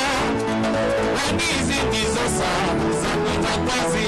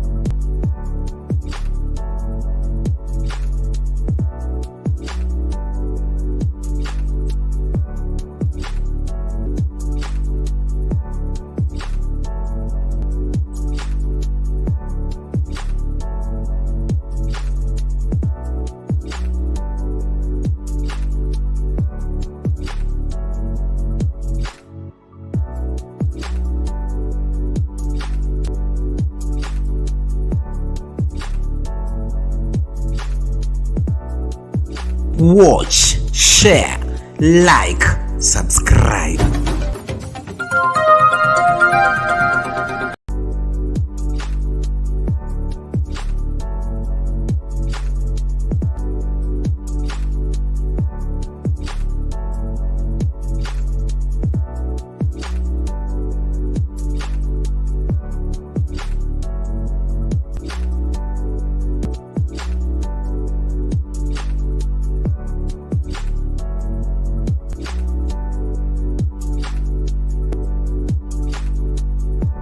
If the AU, for example, Kalonzo, Martha Karua, go for an election and it's not fair, Raila will have his own, what do you call it, election observers. The ones he's vetted, the ones that he knows are going to do the right job. So I think elections in Africa will actually be improved when Raila is the commission of the AU. So you've got to see that Arap Mashamba was quiet for very many days because of, I think this particular thing is worrying him because he cannot play around. It's not somebody that he can abuse once he elevates himself. How does the president, in quotes, because he's not my president, of the country that the AU commissioner is from, the chairman, is under abuse? It doesn't make sense. As you see, Mama Selina was trying to say in many words, hapa hii mambo ya kusema Mr. Kitandawili, sijui Mr. Nini, hawezi kusema hizo vitu sile ni EU. Because hata akisema hapa kwa Citizen, it's just an embarrassment to the people like that. Because what is going to happen is, those things will be taken to Tanzanian TV, they will be taken to South African TV. Okay, keep 1 minute. Keep 1 minute as you talk. If it was not serious, Obasanjo angechukua ndege na kwenda mpaka Murang'a, where Ruto was there, to deliver the message of the sons of the soil. Thank you. Yeah. So you've got to understand now the abuses that they've had for Raila for many years. It's over. So, okay, what can Gachagua say about Kalonzo now? What can they say about Oparanya or Njoho or Martha Karua? And it's also time for Kenyans to stop relying on one person. Guys, wake up. It's time for you to start finding good leadership. Na tena kitu ingine, amutaki mzee kitu mzuri, si mmemkataza ingine. Let him have something, please.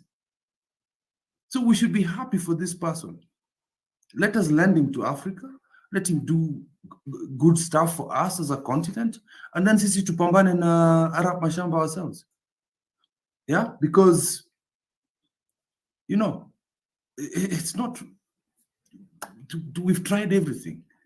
Now it's up to you Kenyans to do something, to start growing your leaders, not just people who are giving you a 200 shillings, to wave yellow flags or wear t-shirts that are red or whatever it is. Kununulia kupatia 50 bob, now I think it's gone to 500 shillings because the economy is going, and no matter what he's done, akimwaga hiyo Eurobond na kudump kwa CBK alafu kununua at cheap prices for these other currencies so that it looks like the economy is going to be great. It doesn't work. It's still, people in this village hapa unafanya nini? They do not know. So if you're trying to impress investors that already know those tricks, it doesn't work. As for rumors of Uhuru, let's just leave them as rumors, Kenyans. Thank you. Bernard, wacha niulize Kip swali moja. I'm so sorry, my pastor. Kip, sisi wa Kalenjin tumepigia Raila kura. Sisi tulikuwa huko, tuko hapo, tulikuwa hapo. Ni nani amenyima Raila kura? Yenye akienda kwa ballot akiona china ya Raila anaona ni adui. So we don't want people, nimeona kwa mahali ingine ana hawa ndio wanaita Raila nao musaliti. So tunataka kujua who is real musaliti wenye wamesaliti baba. Is baba musaliti to us or we are wasaliti to baba? Thank you, Bernard. I'm sorry. Exactly. Thank you, Mami. Now, ladies and gentlemen, I appreciate everybody who is joining. Please, let's keep inviting each other. Kwa hilo swala la usaliti, kunajua wengi wetu hapa ama wengine wetu, that's the best Swahili word. Wengine wetu hapa tunakaa kana kwamba Baba owes us something that he was to do for us, that he failed to do for us. I think we owe him more than whatever we can claim from him. There is no politician dead or alive right now in this country who has done for this country better than Raila Odinga. There is nothing positive we have in this country that cannot be traced from the efforts, the struggle, and the push of one Raila Amolo Odinga. So whoever that is claiming the issue of betrayal, kusaliti, one is deficiency of understanding. Two, he's selfish and he thinks that he can pocket Raila Odinga and use him for his own whatever end. That's not how things are done. I have no problem with Baba going to AU, okay? So far what he has done, just, even if he does nothing for this country anymore, what he has done will go down the history records. He has outdone everyone from Jomo Kenyatta to the one born today as a Kenyan politician. Nobody breaks Baba's record in making Kenya better and doing that in the most minimal space available. Now that he has an opportunity to serve this country elsewhere, the better for him. Like I said, Joseph was rejected at home. He went to Egypt. He became a ruler there. It is Rome that went to bow to him from there. So if you people don't want him here, let the world enjoy his service. And of course, we'll enjoy also by being beneficiary from the same. I don't think there is any crime in that. The issue about getting rid of William Ruto is on a self-destruction path. There is nothing we can do to save him, and there is nothing we can do to stop him in terms of on his way to destroy himself. So we don't need Raila to finish Ruto. Ruto is going to finish himself. And so I don't see any reason why we should begin to call about Baba has betrayed this, Baba has betrayed which cause. Baba has not abandoned Kenya, he has not abandoned Kenyans, and he has not left us helpless. As old as he is and how committed he is on Kenya, see how he has been crisscrossing, revamping ODM. Would he be revamping ODM if he doesn't believe in Kenya and he doesn't believe in how Kenya is going, the future of this country? He believes in the future of this country and he knows it's going to be well with this country. So let's not give ourselves to those limited, narrow thinking that we must hold Baba hostage so that we squeeze the last wherever drop of his blood for our own benefit. No, he offered himself freely. Let him fly away freely. We shouldn't, make it as if it is our duty to do that. If the election 2027 will fix it. And then, of course, at AU, I think Baba is in a better position to fix elections, not just in Kenya, but now in Africa. Let there be now a broader spectrum to look at how are our elections done in Africa. Why are we having coups in our election process? I think from there will be a better result into how we conduct our elections. But there's no vacuum from where I sit. Baba has a lot of us as his sons and will do a better job. So relax mahali ulipo. Na wale ambao mnaona kwamba Baba msaliti, niwapatie address yake. Mnataka namba yake ya simu gani? Ama ofisi ya Upper Hill. Kwenda huko, register your disappointment, ama fungua maandamano asubuhi. Andamana kwamba Baba should not go to AU. Utakuwa supported. I think the Limi people will sponsor you. But what I'm saying is simple. Let's focus. Let's look at Kenya as our responsibility. Baba started this struggle as a youth. You are a young person. What will you be remembered for? For holding Baba hostage? You want to be recorded at mimi ndio kijana niliyeshikilia Baba alipokuwa anaenda AU. That's not an achievement. Wewe kama kijana, toa maisha yako sahi sasa. Kuwa the new Raila, okay? Kuwa the new Raila, take over. Let's chase Ruto out of this country, and it will be recorded you led us into chasing Ruto. Just like Raila led us in chasing Moi and the other dictators that came before Ruto. Thank you very much. Link ndio hiyo bwana whatever Alex Media, karibu kwa show. Naomba tafadhali tumakinike, tuendelee kukaribishana. And then, of course, we are looking for 100 members by the close of this month. Please, here is the link. You click on the link, it will take you to the homepage where you click on join. When you click on join, there are 3 different choices. There is 5.6, 5.4, 5.59, and then 24.99, and then there is, I think, 99. So you choose one of the levels and commit yourself. Give us only 12 months of your subscription. If you think whatever you subscribe is not worthwhile, you can withdraw after 12 months or 6 months. But what I seek from us is that we desist from of raising funds every 30 days for the bills. We want to have committed members who believe in what we are doing and have put up a standing order where YouTube will be doing the deduction and then hand over the cash after every 30 days. So I believe that system works better, and so let us make use of the same. What Baba has done for us, we salute him to the end. Any other person who thinks otherwise, barabara Baba haendi nazo, alitujengea tutumie, okay? Ofisi Baba ya hapa iliko ni kulipa rent na kuendelea na kazi. Hakuna Orange House, mnataka kujua iko wapi? So tafadhali tumakinike. Alex, karibu. Keep nikienda tafadhali, shikilia. Ni kama hao wakereketwa hawajatosheka.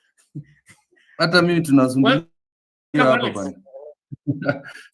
You know, thank you, Bernard. Mimi, I'm declaring a war against you. You're declared? I'm declaring a war against you because I don't understand what you're saying.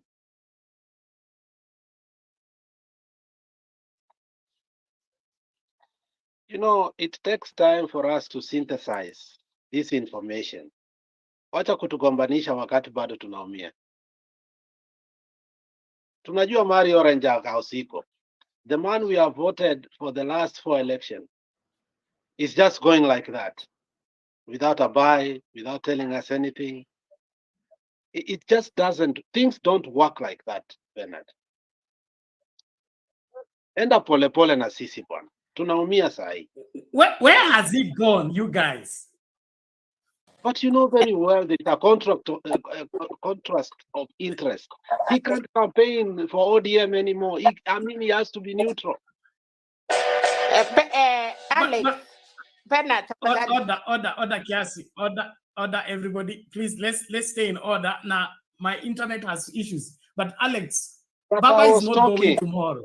Just allow me to I'm finish. saying Baba is not going tomorrow. If he's going to take that office, it's been 2025. It's not tomorrow. So where is the pressure? But his absence in the critical moment, itakuwa ngumu sana. And you know, it's me who said yesterday that, look, let us prepare for anything. We said, according to what I feel, I think Baba should retire with dignity, which was, Baba has a right to choose what he wants to. But I just didn't know the next day, now we'll be talking something different, totally different. No, Mama Selina, weka mkono chini tafadhali. Wacha, kuna watu wanaomboleza kwa comment section. I want to omboleze, kuje kuumia baadaye. So, you know, where will I take my vote, Bernard? Tell me. Alex, as ukiomboleza, kumbuka Bepi Pendo, kumbuka sisi vile tumehangaika tukifika watu wetu. Hapana, I don't want somebody to derail my thoughts. I want to tell how I feel it right now.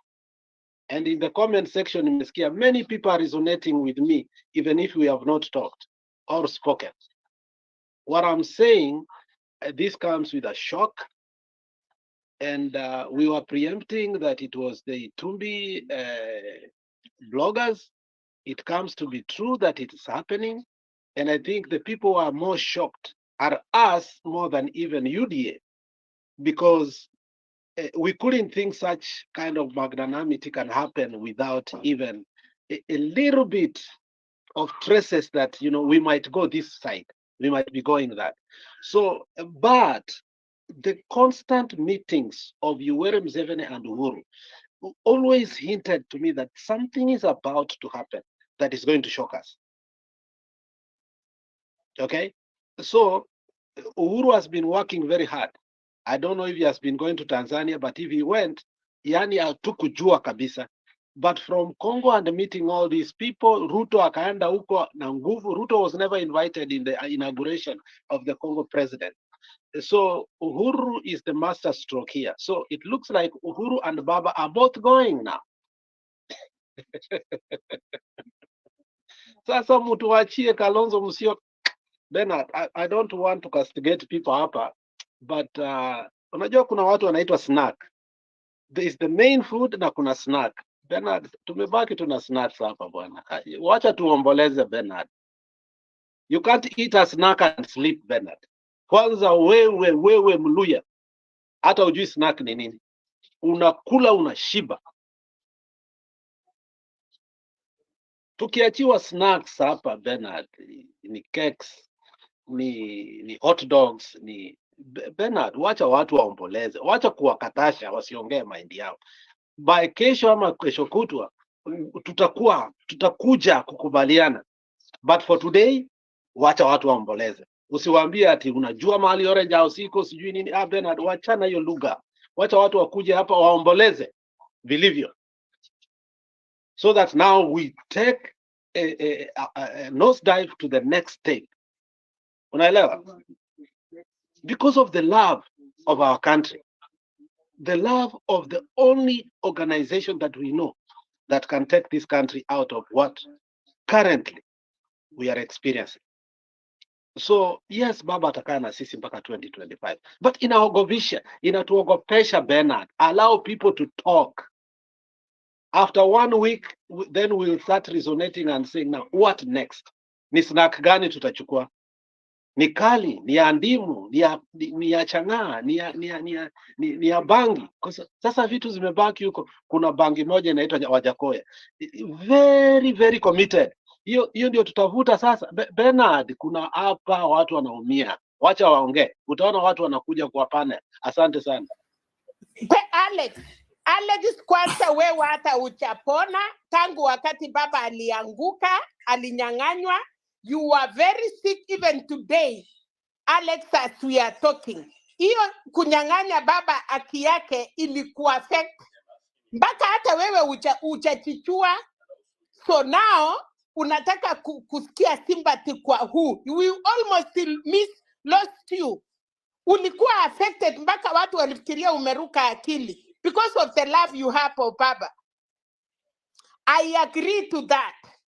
But nimesema hivi, the 6 million constituency ya baba, wale wanakufa na yeye nje na ndani, walisikia uchungu sana. Plus you, ukujua hata what to do, karibu ukunywa hata ufanye vitu wenye ungejua. Today is your day kufikiria na kusema, kumbe kulikuwa wakati ya Mungu. Kumbe kulikuwa wakati tunaambiwa, time is the right time. For you, Alex, not for everybody else. For you, ule nilisikia uchungu sana, nikiona karibu unapoteza uhai kwa sababu ya mapenzi ya baba. Na kuna watu walituambia, baba anaharibu biashara yao. Kuna watu walituambia, ati Wakisii, ati Wajaluo, munaenda barabara na Waluya. You are not among what people were saying. You are the first person kusema. Vile umesema, ujui vile Uhuru alikuwa naangaika, akienda usiku na mchana. So today is our day. Obasanjo kupanda ndege, kukuja kwenda mpaka Murang'a, I knew something. So sisi wa Simio ama ODM kama wewe ni ODM. Fanya aki tujue tumepata the right person ula atakuwa chairman ya ODM, na baba kama atapaki party leader ama the elder, we will be with him. Thank you, Alex. But when you wanaomboleza, wacha omboleze. You are not among them. Wewe ni kupanda ndege kurisi baba huko Kisumu Dala, akikuja na ile ndege ya OAU. Thank you so much, Alex. You are not among them. You are not even yet. Uchapona. Sitaki uongeze ugonjwa mbili wakati baba yako Mungu ameinua. Asante. Well, ladies and gentlemen, thank you so much for the conversation. I can see things are heating up, but I want us to relax. Take it easy. Somebody expressing interest in the seat doesn't mean he has gotten the seat, number one. Number two, I don't see any harm in Baba getting the seat. He's an African, and the seat is for Africans.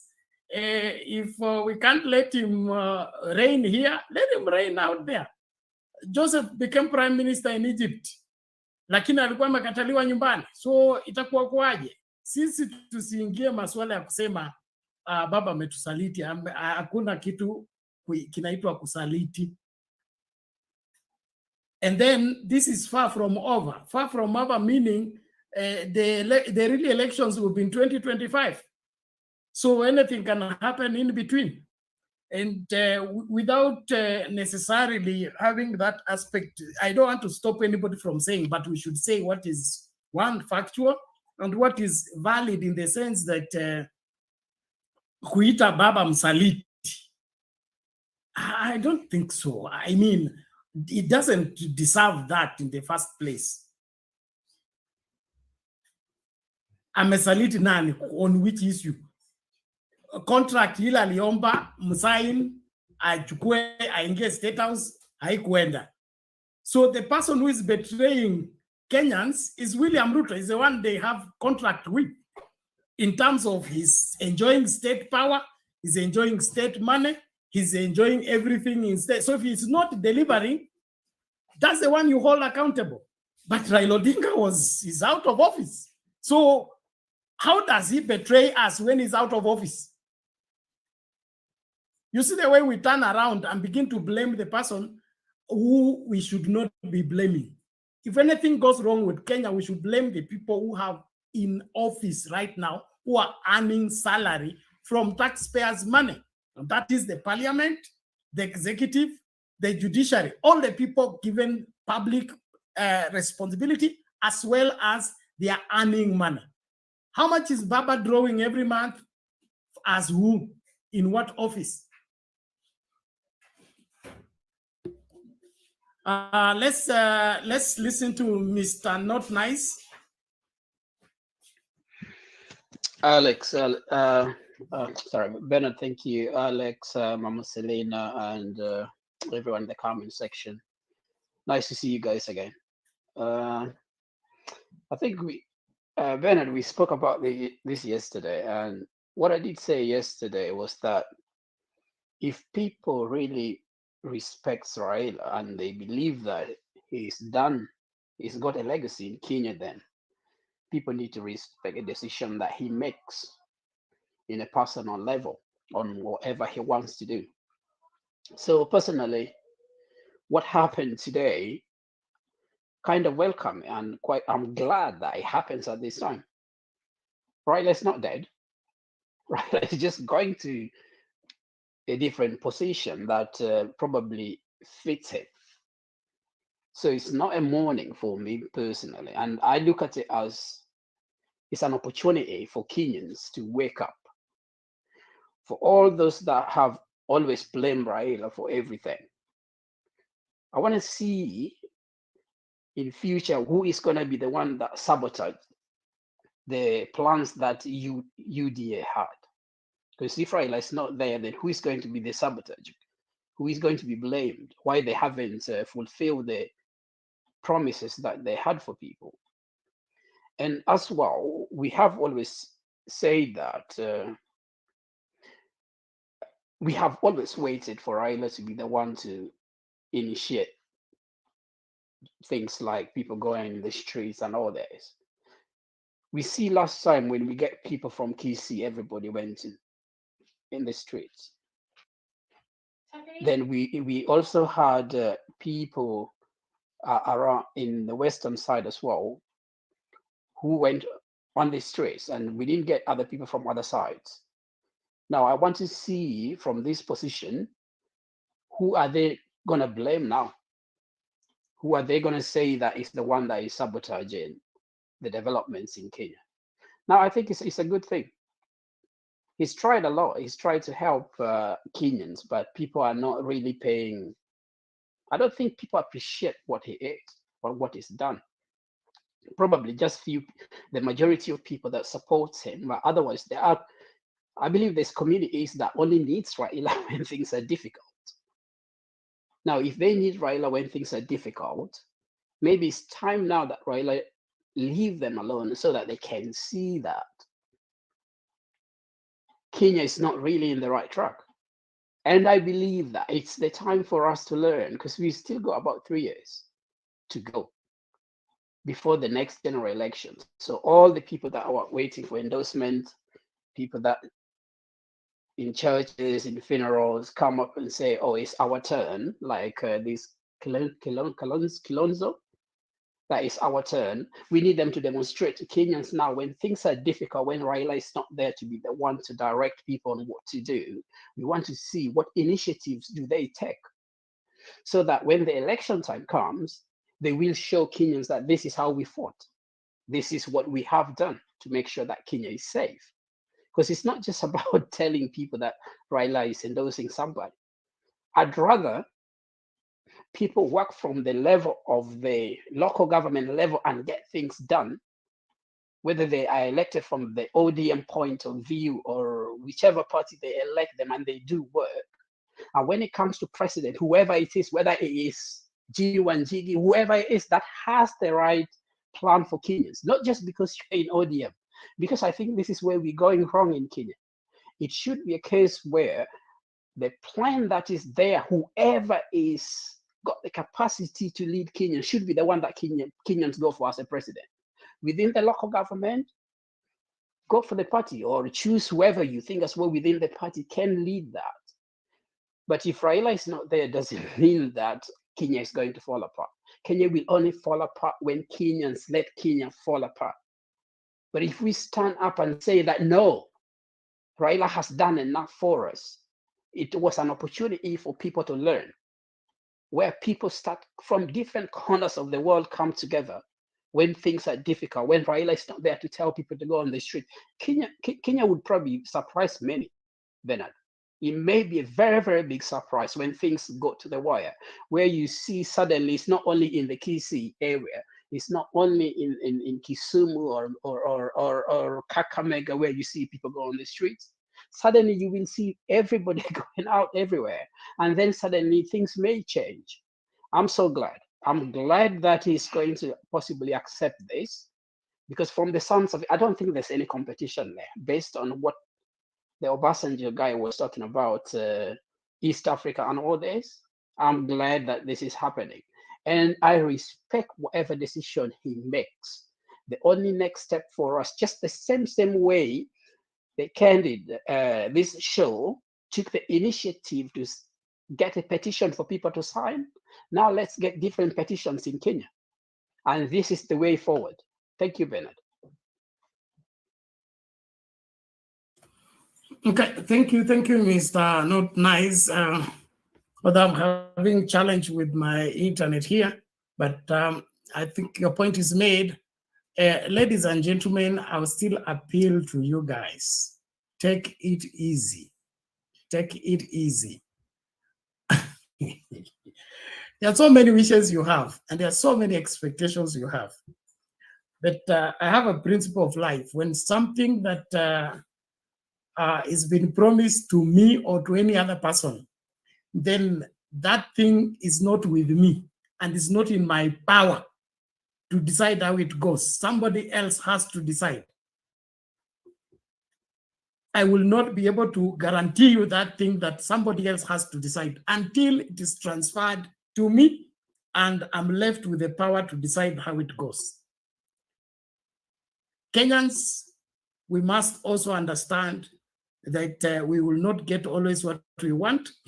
Life has never given us everything we want.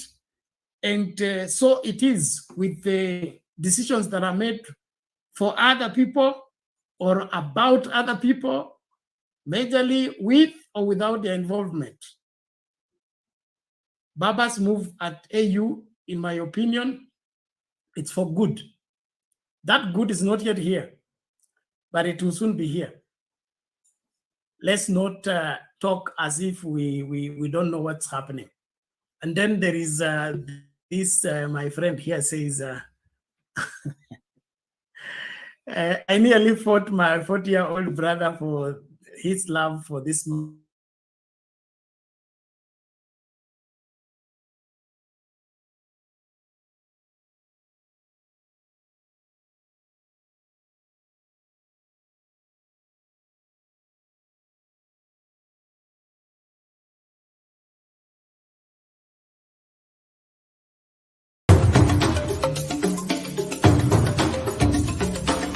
You are watching Sound County Talk. Watch, share, like, subscribe.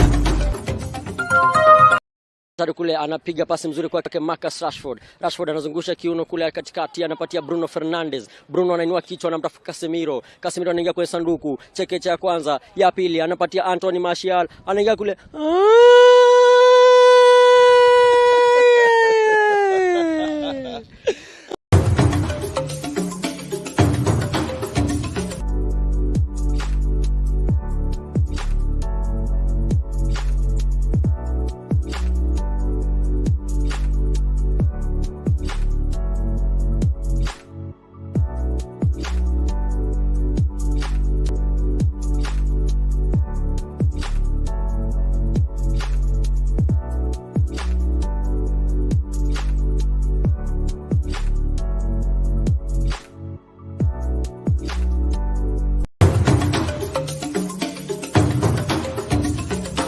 You are watching Sound County Talk.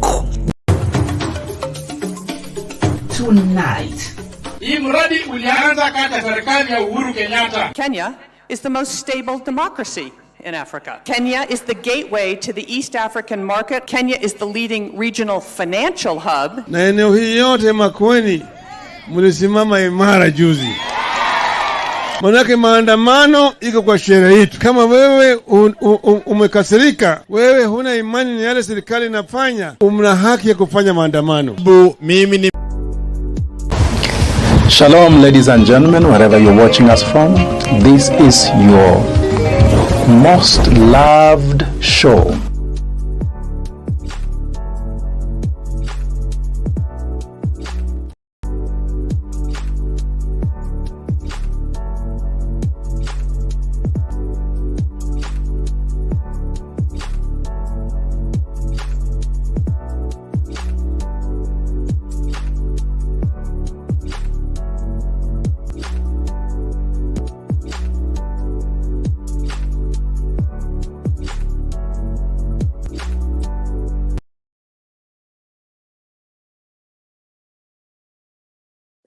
Okay.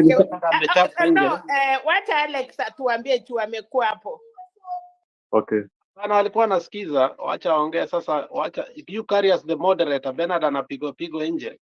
So I think you should. Okay, ni sawa. Sasa mimi nilikuwa nataka kuchangia hiyo story kwanza.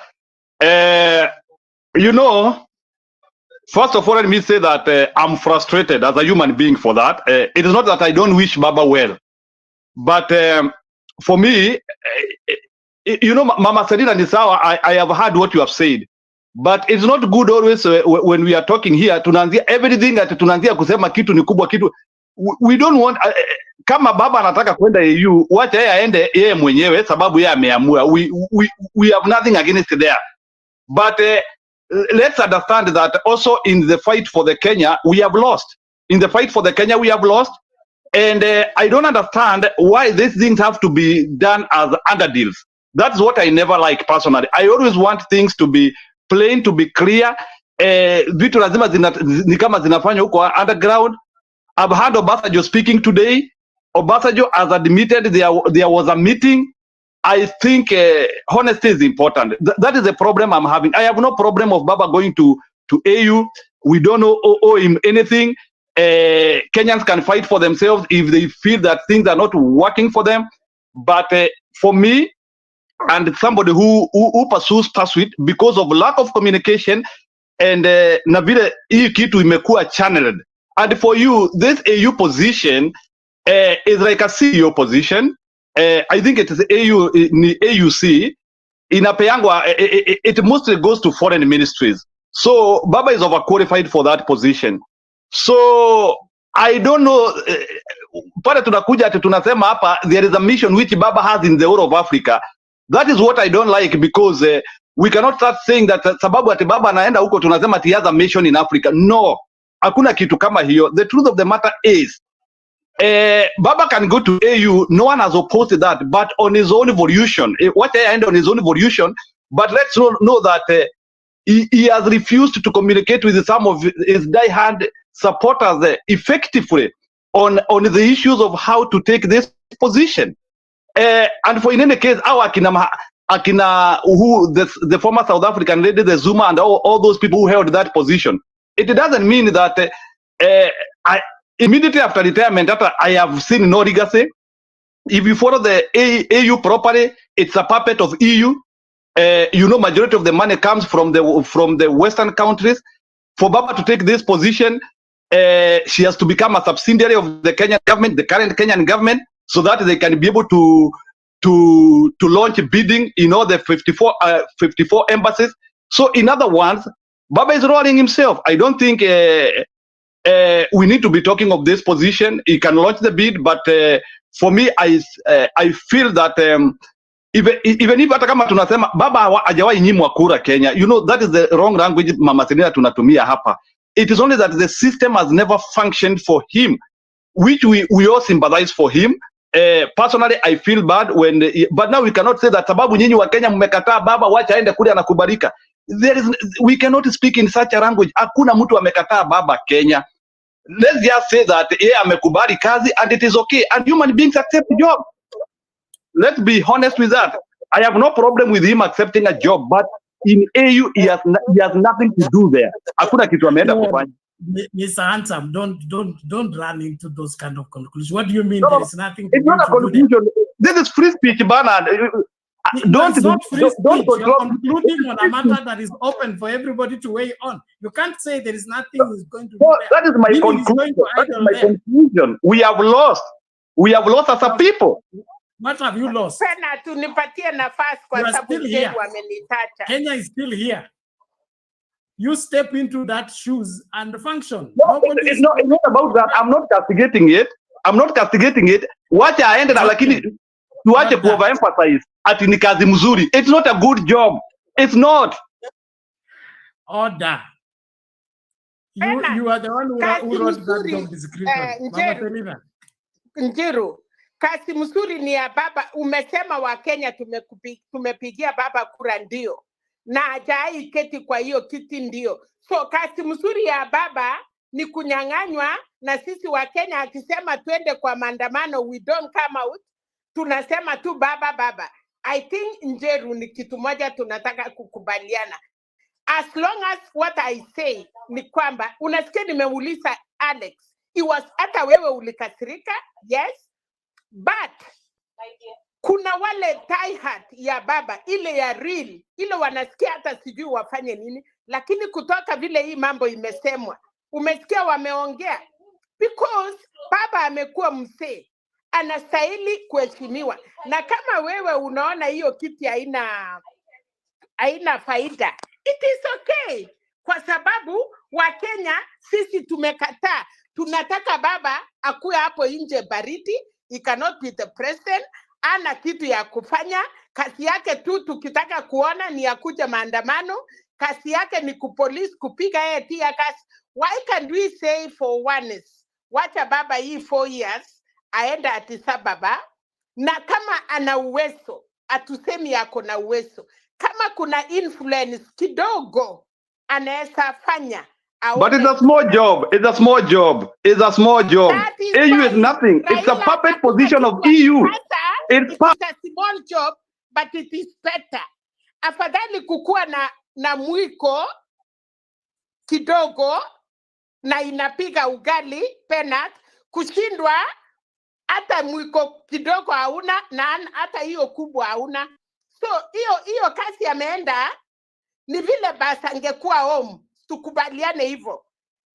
Ako Addis Ababa na ni kazi kidogo vile Njeru wanatuambia, haina tofauti na vile ako Kenya. Akiwa Kenya, Ruto ako State House. Where is Raila? Nothing. Hata kava na sile Raila anaongoza, wote wanapau, wachache tu ndio wamepaki na Baba. So we talk the truth when we are here. Ukituambia hiyo kazi Raila anaenda kufanya ni bure, kwa nini wakati tuliipiwa election Baba aliandika barua kwa OAU kusema mambo yetu haifanyi? Njeru, kukua mwalimu na kukua principal ya shule na kukua deputy headmaster, wote ni walimu. So wacha Baba akuwe mwalimu, kama wewe unaona atakuwa principal ama unaona atakuwa headmaster ama deputy headmaster, lakini as long as sisi wa Kenya tutaona baba ni mwalimu. What we are saying today, we are happy. Why can't we be allowed to disagree here? Ndio sielewi. Hakuna wivu iko hapa. Sijui kwa nini wale watu wanasema kwa station ati ni wivu. Tena tumenikata ama? No, order. Let's let Mama Selina wait. Please. We are debating here and everybody must speak at intervals. If you want to shout, there's no room for that. Kama huwezi ngojea, basi hiyo itaruhusiwa. You can disagree as much as you want, but disagree on points, not on sentiments. Okay, what job have you hired Raila Odinga to do in Kenya? You want to hold him hostage here so that he can be what? Helping you to do what? You cannot go and hire a thief, then get somebody else to be holding for you the thief from stealing from you. That will not work. Raila has done his own job. He has served in different regimes, holding the thief that you have always decided to give power to. So no beef. There's no beef we are holding, Bernard. There's no beef. History ya kusema when we are giving our position in wivu. I'm going to ban you from the studio. Wait, no, it's not okay. You can ban me. You can ban me.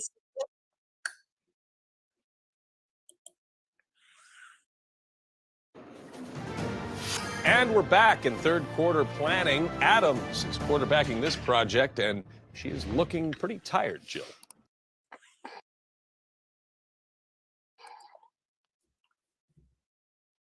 Okay, Mama Selina, finish your point. Thank you, Penat. Ya kwamba hatukuji kukombana, lakini wacha mtu, mimi nimesema tumefurahia hiyo kasi kidogo, watu wengi waona haina maana. For us, the 6 million supporters of Raila, we are relieved. At least, kama amenyimwa kiti kubwa, wacha basa kuwe na hiyo kiti moto. Kiti moto si ni kasi, hata wasee wa mitaa Penat wakikuja, si wanapatiwa hiyo kiti moto. So Africa wamepatia baba kiti moto.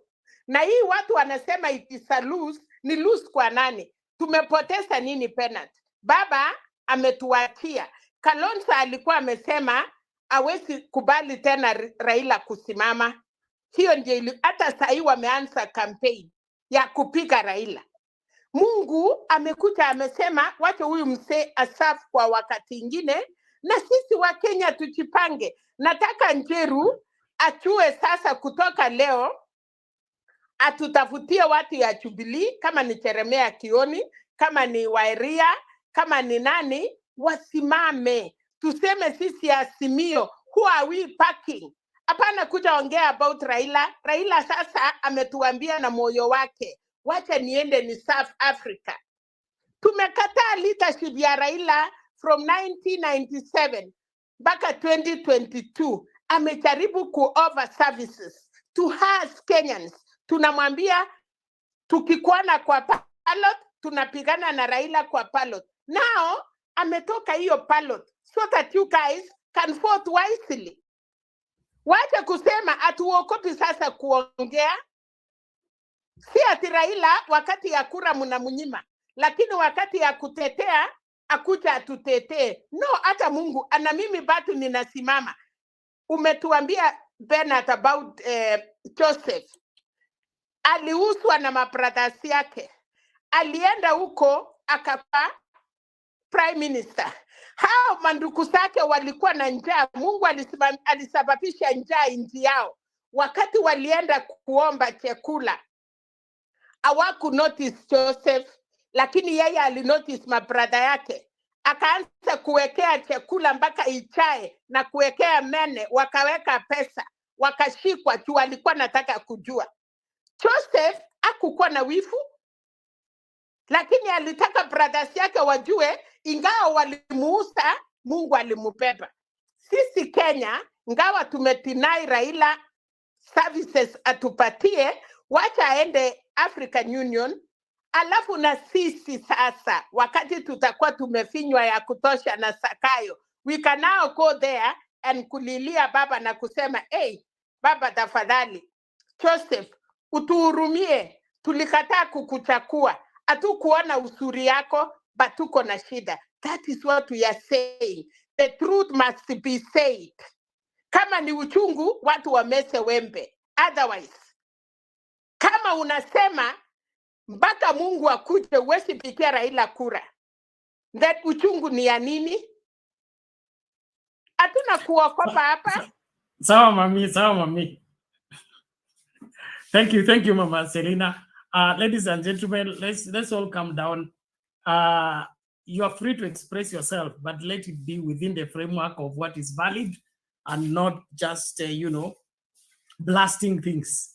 I don't see anything wrong with somebody playing in the arena and then choosing to play elsewhere.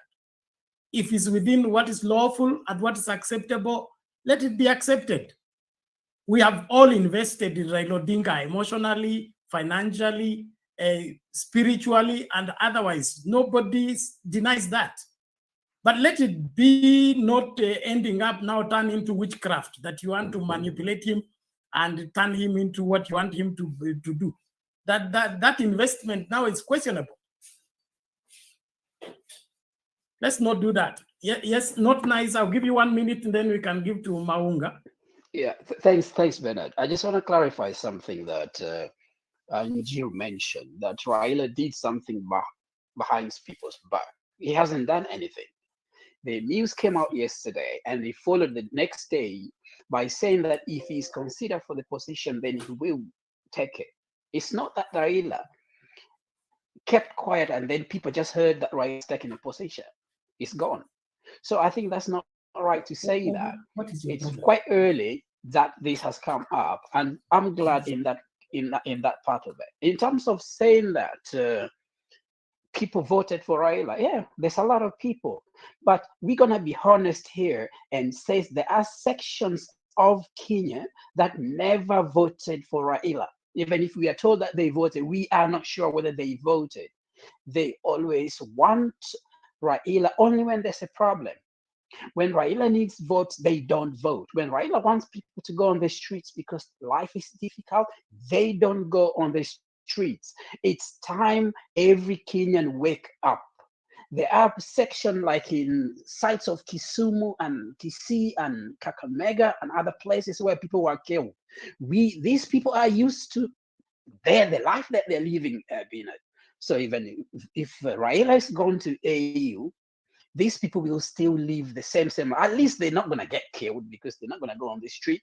Or if they have to go on the street, they will only go on to the streets when the rest of people are going to the streets. That's all I wanted to add. Okay, thank you, not nice. You guys, I've not banned anyone from the studio. Njiru is here. And I only said that if you are on the screen, we always know our standing orders is that we speak at intervals, except you are interjecting. And if you want to interject, you lift your hand. That's how we work here. And so if you want to shout, there is no way I can keep you on the screen because you're distracting the conversation. You are confusing the audience. And on top of that, you are a moderator. That means you are failing into your responsibility. You must be more responsible than any other person. So I've not banned Njiru and stop claiming that. And then it is not, you can call it dictatorship, but I call it order. Orderliness is godliness. We will not have this channel here, we will not have this station here if everybody came to do what they want to do here the way they want to do it. And so if you think I am the dictator here and you're not enjoying the show, there's no problem. You can take a walk. It is that way. But orderliness is important. And I do that, one, for my audience, because I don't want anybody to come and watch the program and get confused. We are here as a voice of reason, and we want Kenyans to understand what's going on. We are not a sensational channel where people come and do everything they want to do. And like I said, nobody here has not invested in Raila Odinga, but Raila Odinga is not under siege. We don't own him to an extent that we can't let him decide whatever he wants to do. As much as we have invested in him emotionally, spiritually, financially, and otherwise, he's still a man of himself and he can still decide where he wants to go. If he does that for our good, better. If he does that for his own good, he is in the wee hours of his life. Let them say enjoy his life. Tuache history ya kukwamilia koti lake kana kwamba lazima we breathe through his court. Let him go. Mnaita ati kitila ameenda ni kitimoto. Has he asked you to go and sit on the seat? He is the one kujikunja kwa hiyo kitimoto. Acha aende kujikunja kwa hiyo unaita kitimoto. Mbona inakuuma? Pilipili usio ile ya kuumia ya kuwashia nini? Maunga. Good evening everyone. Kabla utapatia Maunga, 1 minute unisamee. Kuna watu maandamano wakiwa wanapatiwa police escort. Tumeona mara mbili. Wafanyibiashara wakati walifanya maandamano Nairobi, na wakati kuna watu walienda kusema wamenyanyaswa kwa housing bill, wanataka watengewe manyumba. Tukaona police ikiprotect maandamano yao. We have eyes na tumeona penalty. Kama kuna wenye wanakuja maandamano wanachungwa na police, na kuna wenye wakiwa na maandamano lazima wauawe ama watolewe kwa manyumba. We need to put all that in consideration as we talk here. Tuulizane, nani anachunga wale na police? Kwa nini wanakuwa escorted? Why? Kwa nini wasifanye maandamano kama sisi? Tuchapwe na tear gas, turudi nyumbani. Eldoret imefanya maandamano karibu mara kadhaa. Watu ngapi watoto ya Eldoret tumesikia walikufa penalty? Kisii wanafanya maandamano, wanauawa, wanapikwa tear gas. Kakamega, Kisumu, Mombasa, penalty. Hakuna child hapa. The truth must be said. Na kama ni uchungu watu kuona baba akibarikiwa, then Biblia alisema uwezi suia kama Mungu ameamua. You cannot. Mimi nataka kusema hivi, hakuna mtu atasuia baraka ya Raila Amolo Odinga. It is his time and it is God time. Thank you.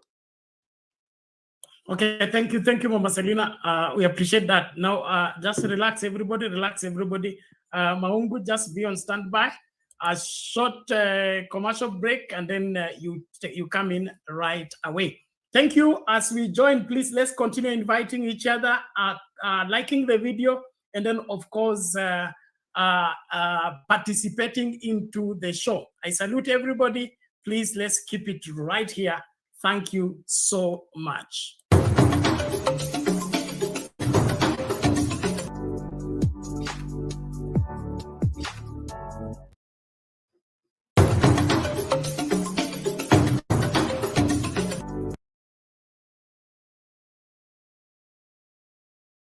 Alright, barabara. Sasa tena tunakuchukulia za picha reto design kama ikiwa ni kwenye route za introduction. Tunakuja tunapata jamaa wetu anatamba design kama hii, na jamaa wetu amejaa tena vizuri zaidi. Jamaa akishika dotono, nakwambia dotono nani? Dotono nani? Makusha. Atakuona wa design au jaiona. Gigi. Musumari na hinda wekelewa design. Na kuambia hii teke nani inajulikana kama springa dira. Jamaa aliwekerewa springa dira. Aliwekerewa nani? Alitoa minyo yote. Unaona? 1 2 3 kuku dancer, break dancer, yote analeta. Unaona? Maredadi. Kiki. Jao wengine wanakuja na chopa. Makusha. Wanakuja na chopa design kama hii. Inda. Wewe. Jamaa wetu is a high trained commando. Huyu aliwekerewa miguu. Akaanza kuimba. Kalila ya Yesu alikende. Kule anapiga pasi mzuri kwake Marcus Rashford. Rashford anazungusha kiuno kule katikati, anapatia Bruno Fernandes. Bruno anainua kichwa, anamtafuta Casemiro. Casemiro anaingia kwenye sanduku. Chekecha ya kwanza, ya pili anapatia Anthony Martial. Anaingia kule. ya Ruto. Hii maisha ya Ruto ni stress na ni stress. Hata kama anasema tugaramike, anatuumiza. Hata ninashangaa hii pesa wali Tonight.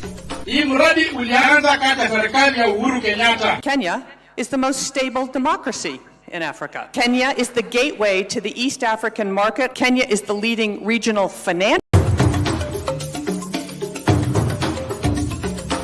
You are watching Sound County Talk.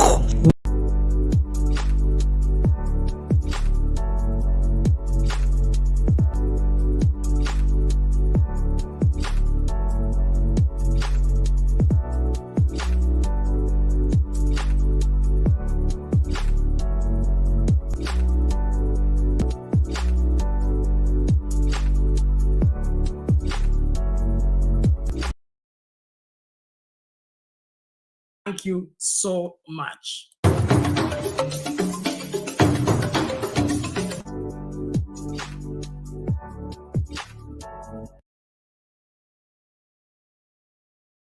Anyone within their right salt, any leader who loves this country as much as Raila does, would wake up and be frustrated. That frustration would take Raila to the soil faster than it would just going to the AU and serving Africa at a point of policy and reminding Africa that you still have an opportunity. We want Raila alive. I would tell you that the kind of brains that man has, let him go and let those brains go get utilized. Right now, when he wakes up in Kenya, I have said here before, and I know I will not repent from saying this. The only happy Kenyans are the ones who are dead right now. They're the only ones who know they will not wake up to the shenanigans that this country has become. That once a very progressive country has become a joke. We wake up to the craziest of things and they're actually allowed to flow. Some of us knew for a fact that Ruto was going to come and kill all the systems. He was going to come and destroy all the structures and decide to be who he is. There's a few times we argued with people and the people who claim that there was a constitution. I knew for a fact that a constitution can only be honored by somebody who has within themselves the morality and value system that would guide that. Ruto does not have that. So when Raila has to wake up every morning, seeing all the gains that he had made for this country going down, and he's seeing that his sunset years are closing down on him, trust me, it is very frustrating. That AU job, I hope they have come out right now because it's confirmed. My worst fear right now as we speak is that something would come up and then that would be receded. Because should that happen, then it would be a blow to us in a way that now I don't know which kind of conversations we're going to have here. Now that instead of us saying that he's going to be useful in a capacity and that we're going to finally be able to display who it is that we have in that man, because during the time when he was the infrastructure chief at AU, similarly, he did some amazing things in terms of connecting Africa. So naturally, anything that Raila is going to do at the AU is a plus. It's additional to us and it makes us look really good. And it actually works for Kenya in a big way. It has nothing to do with titles. I would like to tell Akinanjiro, some of us serve with the amount of passion that we have and with the kind of love that we have for the service that we offer. We serve just so that we can make a difference, titles notwithstanding. So when Raila is going in that capacity, he's not going because he's seeking a job. He's going because he's looking to make a difference in a capacity that is vacant and needs him to do that. Let us give it the honor it deserves. This useless, thankless country will not care. And I'm glad we are not mourning Raila in his grave right now. I'm glad he's not cold in some fridge somewhere. I'm glad he can listen to these conversations and understand that we appreciate him. We love everything that he has done, and we're giving him his flowers to smell. And can every one of us give Raila this kind of standing ovation that he needs when he's alive? Let him know that we respect, love, and appreciate him for everything he's doing. It would take someone who has served for absolutely no pay and has made a difference in the capacity that they've had, and that they've made a difference that they have actually seen as tangible, for someone not paying them for, in order for them to understand exactly what it means to be a Raila Odinga, at least halfway there. So I will not claim that I understand everything that he's going through, but I will salute the man. I will say that finally Luos can go and make merry, knowing that nobody's going to kill us, because they think that when they kill Luos, they're going to kill the spirit of Raila Odinga. Because now suddenly we are all Kehes and that is supposed to be something that someone sings around, and they do not want to see anything out of us other than that.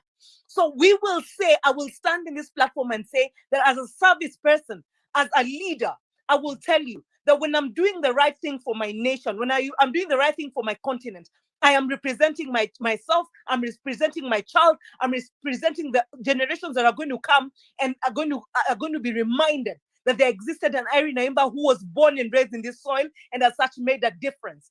Let the name of Raila Odinga be indelible in the world. Let it be known that there was a son born in this country who was great enough. I do not care what Kenya decided he was not. The whole world has to recognize what he is, and ideally he's going to serve in that capacity, and we will honor him. That accolade will be given to him when he's still alive. For that, I endorse that message with everything that I have. Thank you. Okay, thank you, Maunga. I believe that's clear enough for everyone that has an ear to hear. And like I've said, Baba is Baba, and he will continue being Baba to those that care to respect and honor his input as far as this country is concerned. Those who think otherwise, they are entitled to what they think. There is somebody claiming here that he led people to demonstrations and they died, and then they died kwa ujinga. And that's a foolishness I don't entertain, okay? The people who killed the demonstrators are the police, sent by the government, financed by your taxpayers' money. That is a crime committed. It was not done by Raila Odinga. The demonstrations were called by Raila Odinga for a better Kenya, and it was within the framework of the constitution for the Kenyans to demonstrate. The person who violated the constitution is the one who killed demonstrators. Let's place the blame where it belongs, not to shift goals and begin to justify what is wrong. Tuache mchezo. That's my take on that. Now, I would welcome whatever Douglas here to for a minute or two to add some information on what he has on this before we can bring in the next person to submit. But as we continue the conversation, tuendelee kukaribishana, tuendelee kulike video na kupiga kura yako. Asante. Yes, Bwana Douglas. Mambo yamechemka hapa. Wewe uko sehemu gani kwa haya mambo yote? Hello, Bernard. Hello. Hello, everybody watching us, all Kenyans watching us from all over the world. Nimerudi kwa show sasa, and I don't know where to start. Jana, we had a very heated argument, and between last night and the unfoldings of today, there's a quote that says, there's a quote I used to hear that says that what young people can see while standing on top of a tree, old men can see it while seated down. But between yesterday night and the unfoldings of today, I think we need to go look for those wahengers and confirm if they were really smart or they were cooking stuff up in their heads. Especially after what Reverend Nani said. It's called Reverend who? The guy who Adiata Banta before I disappeared. Reverend Lala or something. So we had a discussion yesterday, and some of you attacked me, but I said it's fine. Time always tells. And it wasn't even 24 hours later, Baba himself came out and declared his intention to go for the top position. And I heard someone right now just saying that, I don't know, Baba should have consulted with his supporters. Baba made it clear that he has been consulting widely before he made the announcement today. So it's not something that he just woke up and said, I'm going to do it. And I think most of you failed to listen to what Obasanjo said, and that's why you're attacking the job. We as Kenyans, the kind of politics that we we like to participate in is exactly the politics that the Western world wants us to talk about. You know, the AU is a very important organization to the unity of Africa, the economic growth of Africa, and Africa taking its rightful place. And if you listen to what Baba and Obasanjo talked about today, then you would look beyond our politics as Kenyans. And the problems we face as Kenyans are not unique to us. You know, all these things that we are facing as Kenyans, they happen all over Africa. And Obasanjo told us that in West Africa, poverty and, leaders who got to power through all these means, those problems, they're not unique to us. So even if Baba stays here, even if he became president, probably he won't even solve those problems, because they are problems that, they were inflicted a long time ago. And this body that some of you are throwing mud at, it was created to address some of those problems. And if you go back, I don't think 2 minutes will be enough for me. Maybe I'll give my points. There's some things I would love to talk about, but maybe I'll spread them over the show. If we go back to the history of how AU was formed, sometimes in the 60s, that's when the conversation of uniting Africa began. And, right there and then, the leaders of Africa were divided into two groups. One group which was called the Casablanca group, advocated for Africa to unite, but to unite and, we become one people, and we have political federation and, integration. We become one people. And vile tunajua Kikuyu hapa, we will know the Asantes and the Sosas in South Africa. We will see ourselves as one people. But there was another faction, which was called the Monrovia Group. It met in Libya, and it disagreed with that ideal. It said that is not possible. We can unite and live together in harmony, but we still retain our independence as African states, our political independence, and our sovereignty as a people in our countries. And eventually that is what won. And they came together and they formed the OAU, which later became the AU sometimes at the beginning of this century. So this body was formed to empower Africa, initially to help the other African countries that were still fighting colonialism. That was the main problem back then in the 60s, because most African countries attained their independence in the 50s and 60s. So this body is really important to Africa, to solving our problems, because as I have said, the problems that we face here, these problems that we are fighting about, they're not unique to us. They're not unique to us. They are all over the continent. And, this body is the only one which can help us as a people. And I congratulate Baba on taking that job, and I wish him all the best. Today we are having a different conversation. Yesterday we were saying, oh, it's Ruto who wants him out of the country. Yes, he'll be happy if Baba leaves him, gives him the space to do whatever he wants. But today we didn't see that. We saw someone else, not even a Kenyan, coming in and endorsing Baba to go for the top AU job. So those who are saying that, I don't know, this job is useless, or Baba has done what, ametusaliti.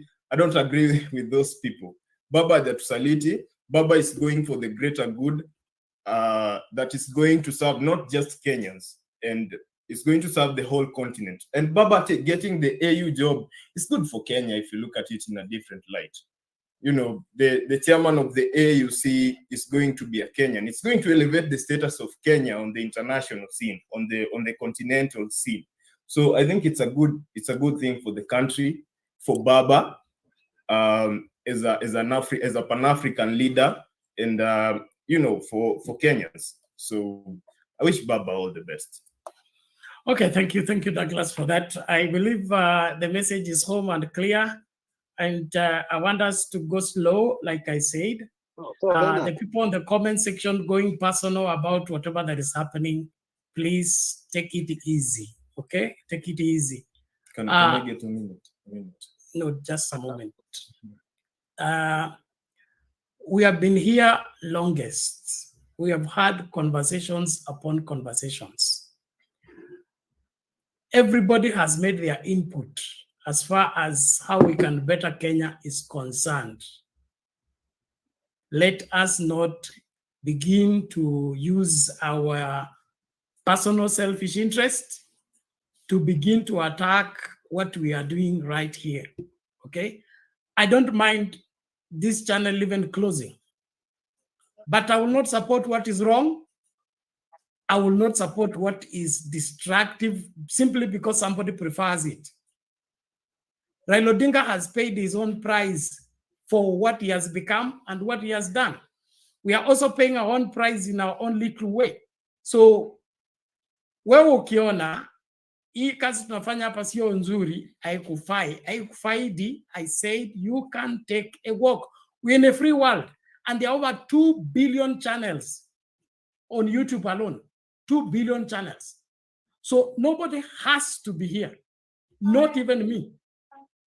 So let's take the liberty of being here by doing what we are supposed to do. Failure to that, we can always go and express ourselves elsewhere. Sio lazima tukue hapa. So tafadhali, msilete hiyo pressure mnaanza kuleta saa hii. Ni muhimu. It's important that way. And I've been here, this is 3 years now, every day. So it's quite nini. Some of us have contributed more than others. We have invested more than others. Hakuna kitu kama hiyo. We've been here because of Kenya and we love Kenya, want the best of Kenya. So tuache hii story ya kwanza kusema sijui nani amecontribute nini amesuffer nini. We have suffered equally, if not others more than the rest. But the reason why we're here up every day is because we seek what is better for this country and what's better for the world. Not for personal gain. If it was for personal gain, there are different ways to pursue that. So tafadhali, let's do what we must do in the right way. Na kama unaona pressure iko too much, take a break, take a sabbatical, enda upumzike kwanza. Utarudi baadaye. Utatupata hapa hapa. Asante. Mr. Romeo, how are you? I am good. I am good. How are you? Bernard, I had a question for what Nani had said. I tried to get your attention. Ngoja kwanza, Alex, I can't get you clearly. But you can hear me, Bernard. I think he called my name, Alex. I mean, I've been sitting here waiting patiently. I mean, he goes on and off. Another person comes, you know, ananiacha tu anaendelea. And the last time I spoke was one hour, 10 minutes ago. And I was in the panel, Romeo. Have some sense of respect, man. Can't be sitting here for 1 hour, 10 minutes, and you Alex, just come and say your name has been called. What was I doing here? I'm not the moderator. I'm just responding after. Yeah, that is why I raised my hand and I said, please, something is happening here. Okay, allow me to go, and then when he comes back, if he wants to stop me, or you want to go first? I mean, if you want to talk, just talk. Oh, I have no problem. But what I'm saying is that respect the whatever the. I think. Just go on, and because Alex, he's not here. Alex, because he's not here. Just go ahead. Respect is a two-way traffic. I think I watched yesterday as you admonished Douglas about his comments and even asked for his age. Go about yesterday. Let's You know? not even go about yesterday. Yesterday was a totally different day. No, you just called me for respect. You just called me for respect here. Call me out So on respect. now the chair that I'm sitting is different. Let Bernard come first. Okay, let me go then, please. So I sit here for 1 hour, 10 minutes. You come just because I'm not. I mean, this is ridiculous. I'm just responding because the moderator, Bernard, called me on. He might have forgotten. He might have forgotten. Okay, Bernard is back. Let's ask him then.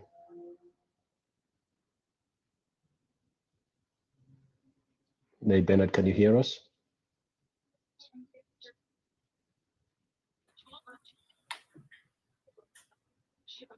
Hey, Bernard. Okay, yes. Where are we? You having called frustration me. with the internet here. Yeah, you called Romeo, but Romeo, Alex I can't said, get you clearly. I think your audio has issues. Amani kwangu. Bernard, you have serious issues on your side. I think everyone can get me, Bernard. Bernard, can you hear us? Yes, I can get you. Then Okay. your issue is with your network with Romeo, not with something. But you have serious issues because you keep going out, in and out.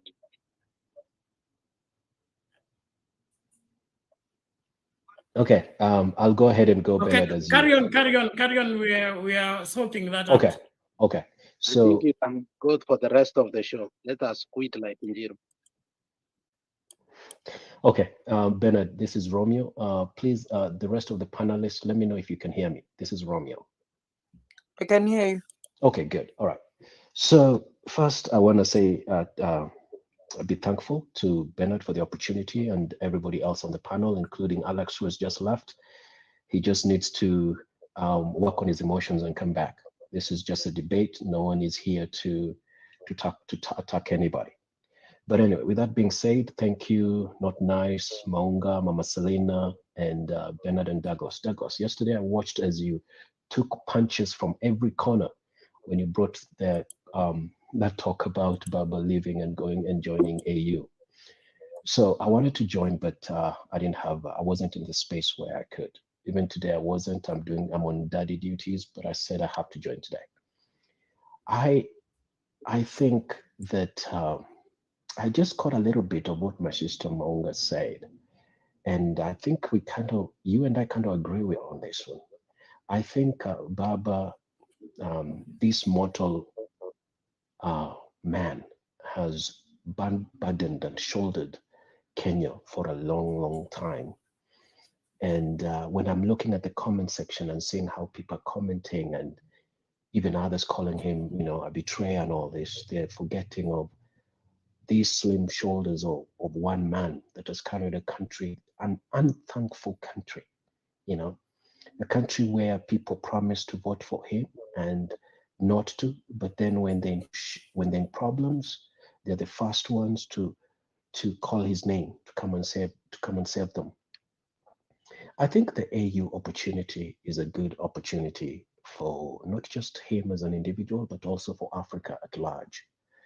Like I've said here many times before, the situation in Kenya is not Kenya alone, and Kenya is not in a vacuum. Most African countries are.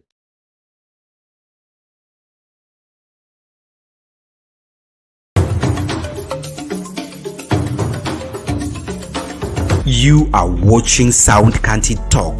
Watch, share, like, subscribe.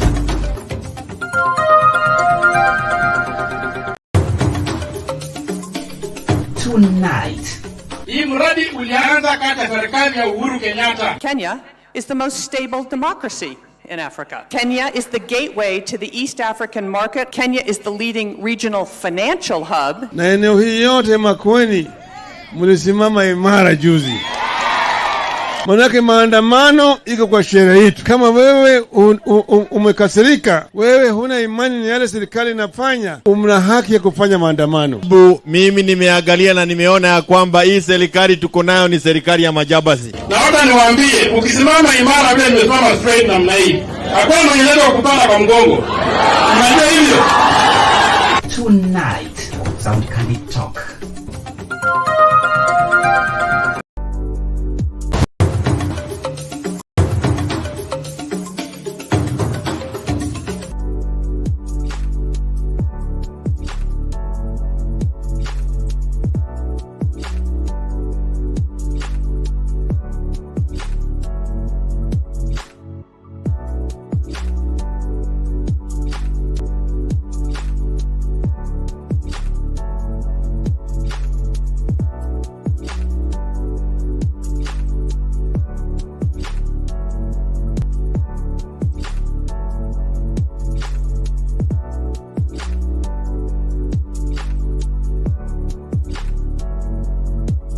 Watch, share, like. Tuko na njaa.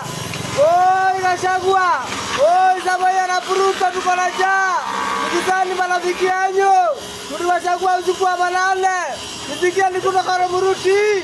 Romuruti kwa na njaa. Hakuna kitu iliyo kwa hapa Romuruti. Gachagua, Ruto, Gachagua, Ruto. Nikizani sisi. Hii ni uko nilobeba. Amelala njaa siku 3. Mimi nimelala njaa. Hakuna kitu ya kupeupwa. Hakuna kitu bila kura. Gachagua, nisikizani kwa huruma. Gachagua, Ruto yetu, sikizani huruma yetu. Gachagua, Ruto, Ruto, Ruto. Ya Ruto. Hii maisha ya Ruto ni stress na ni stress. Hata kama anasema tugaramike, anatuumiza. Hata ninashangaa hii pesa walikopa bank. Kuna pesa last month wamekopa bank. Tunashindwa aje hiyo pesa wamekopa ilifanya nini?